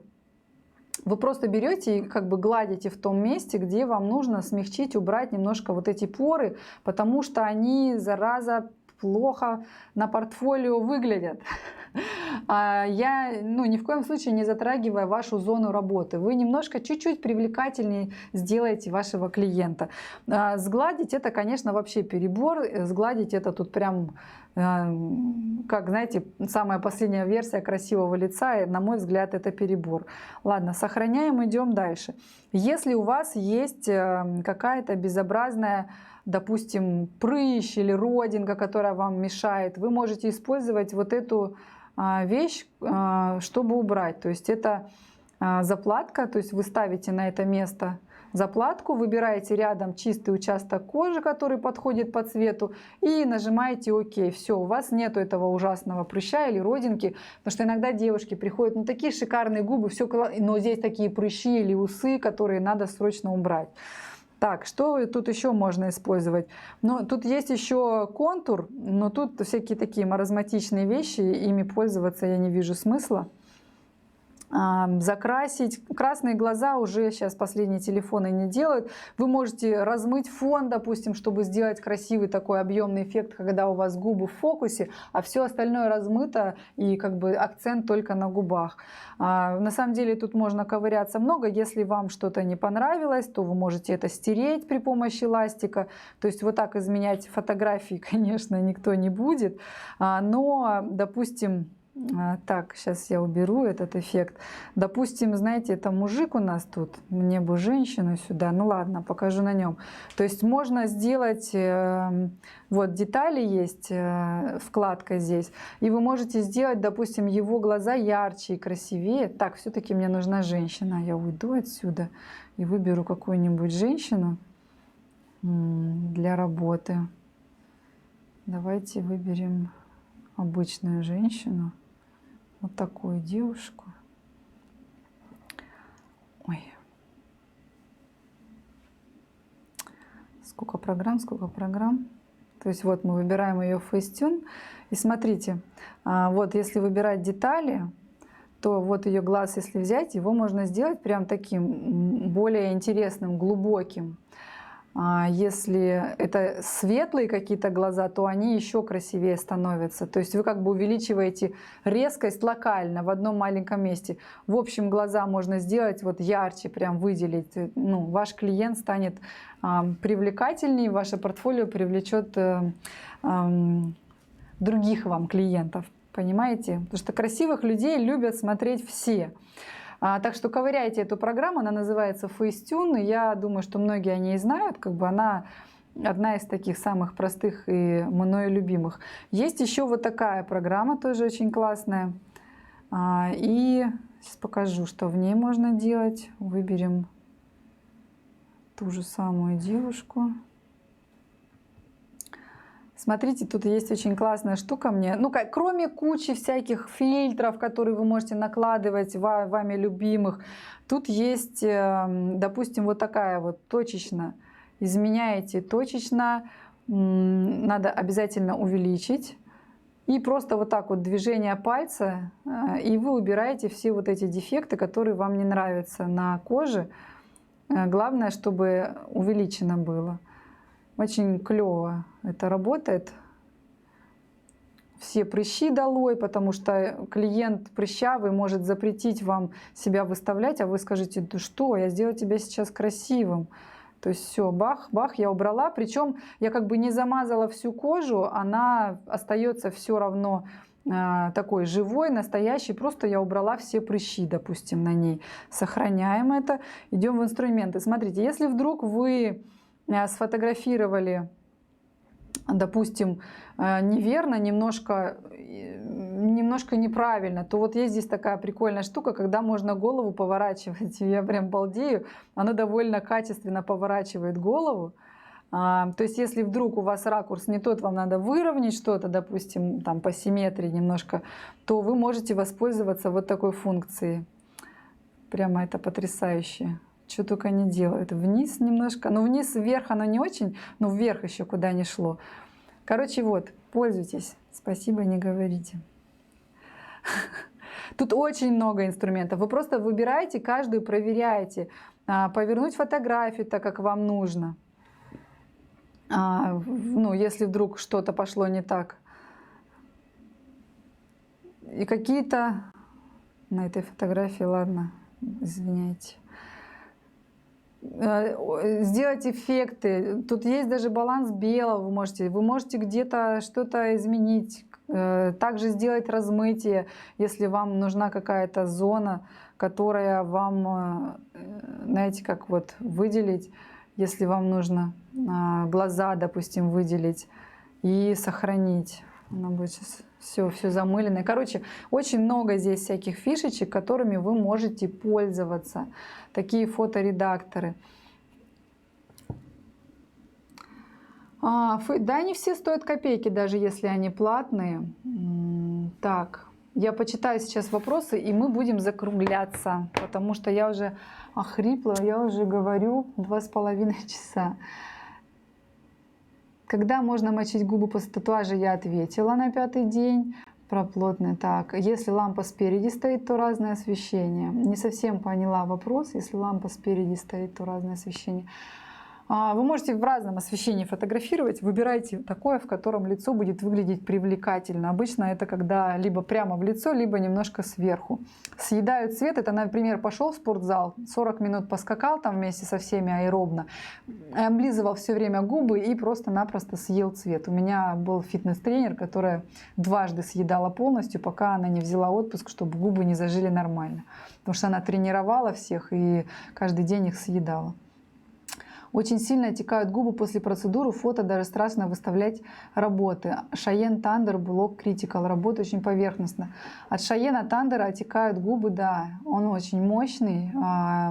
Даже на невысоких скоростях они все равно отекают, потому что у него он очень хлесткий, у него так сила удара настроена, что...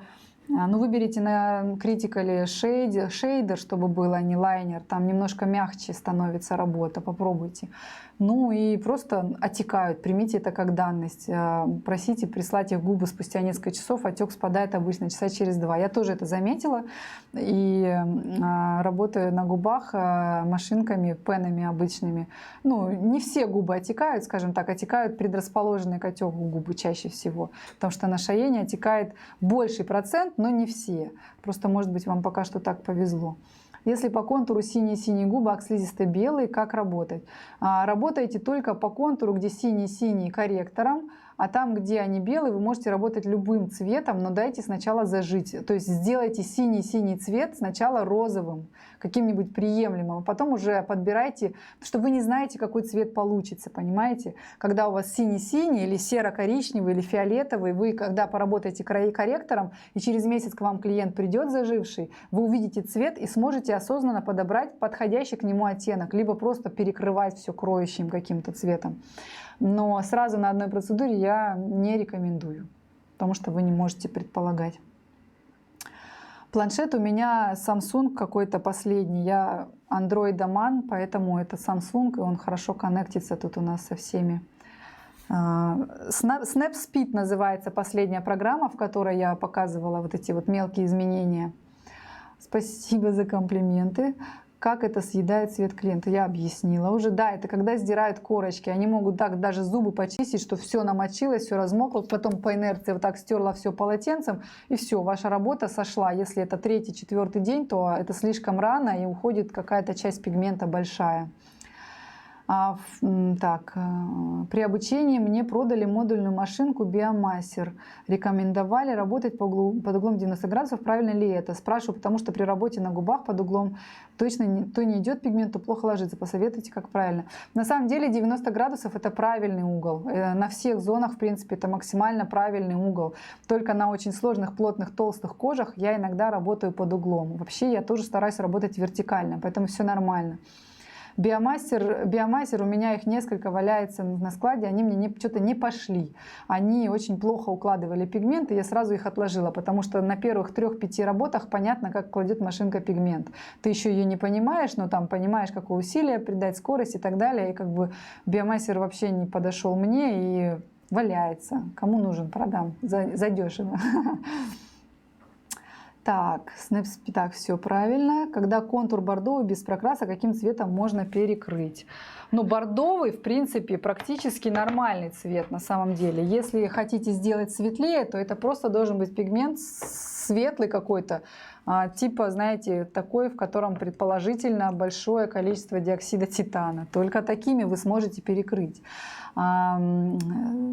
Поэтому вот только так. Что скажете об акупунктуре на губах? Заметила, что нет отека практически. Но я считаю, что, честно, мое мнение, что отек это скорее от травматичности работы аппарата, может быть, не от игл. Если это текстура и обычная игла, то текстура больше травмирует, но там не отек, там начинает кровить просто сильно, потому что она как бы рвет кожу, если ей неправильно работает. Но текстура очень классные иглы, я их люблю. Поэтому, акупунктура нормально, просто мы уже очень давно не работаем акупунктурой. Еще раз, последний раз, уход после процедуры. И закругляемся. Уход после процедуры. Через 3 часа моет клиент с мылом, ватным диском. Все время, абсолютно все 4-5 дней, пока не сойдут корочки, под тонким слоем вазелина находятся губы. И где-то на 6-й день, на 5-й полностью сходят корочки, и все. Он очень простой. Никаких заживляющих мазей, ничего использовать не надо. Поэтому все просто. О боже, можно ли тогда наклеить супросорб на губы, чтобы не съедали пигмент? Не знаю, не извращайтесь, не надо. То, что вы наклеили, я не знаю, о чем вы говорите. Но это надо будет снимать, и, скорее всего, там будет парниковый эффект. Я не знаю, честно, я не знаю, что это такое, надо загуглить сначала, прежде чем ответить. Так, диоксид титана со временем становится серо-желтым. Некоторые виды становятся пигментов, но я даже думаю, что это не в чистом виде диоксид титана, а вот эти телесные цвета, какие-то в них примеси, там же какие-то, чтобы телесного цвета добиться, намешан желтый, немножко зеленого, немножко красного, вот что-то из них. И нам пора закругляться. Я еще раз говорю о том, что у нас существует подготовка дистанционная мастеров. Если вы чувствуете в себе недостаточный хороший штрих, то вы можете пройти дистанционное обучение на нашем курсе онлайн-мастер. Оно длится 44 урока. У вас будет куратор, либо вы можете работать без куратора. И всем тем, кто был сегодня со мной на вебинаре, будет специальная цена для того, чтобы пройти онлайн-мастер. Это онлайн-мастер по бровям, но в общем и целом это штрих, идеальный штрих, который поможет вам работать качественно на любой зоне, даже на тенях, на веках. Потому что, как я всем студентам своим говорю, мы все рисуем полосочки, состоящие из полосочек на любой, по сути, зоне. То есть это одинаковые штрихи, просто немножко разной длины на каждой зоне. И градиент располагается на бровях снизу к верху, на губах сверху к низу, либо на тенях тоже от темного к светлому на вылет. Поэтому это всегда просто идеальный штрих. Ой, все, я очень рада была сегодня провести без накладок этот кусок вебинара. В общей сложности у нас получился он вчера 2 часа и сегодня 3 часа, 5-часовой. Так что вам бонусом вышло. Я планировала не больше 3 часов на теорию потратить. Я надеюсь, что я была вам очень полезна. Я жду всех вас завтра. Сегодня Сегодня буквально через полчаса пойду помолчу, 2 часа сейчас. В 8 часов вечера я жду вас на второй части вебинара практической, где тоже будет очень интересно. И если вдруг вы еще не купили, то покупайте, вы еще имеете возможность. И в течение недели после этого вебинара я дам вам задание по колористике тем, кто проходил предыдущий вебинар, и по губам, что сделать, чтобы получить сертификат. Потому что я должна посмотреть, как вы усвоили знания. При выдаче сертификата онлайн мы вам его отправим с вашими данными.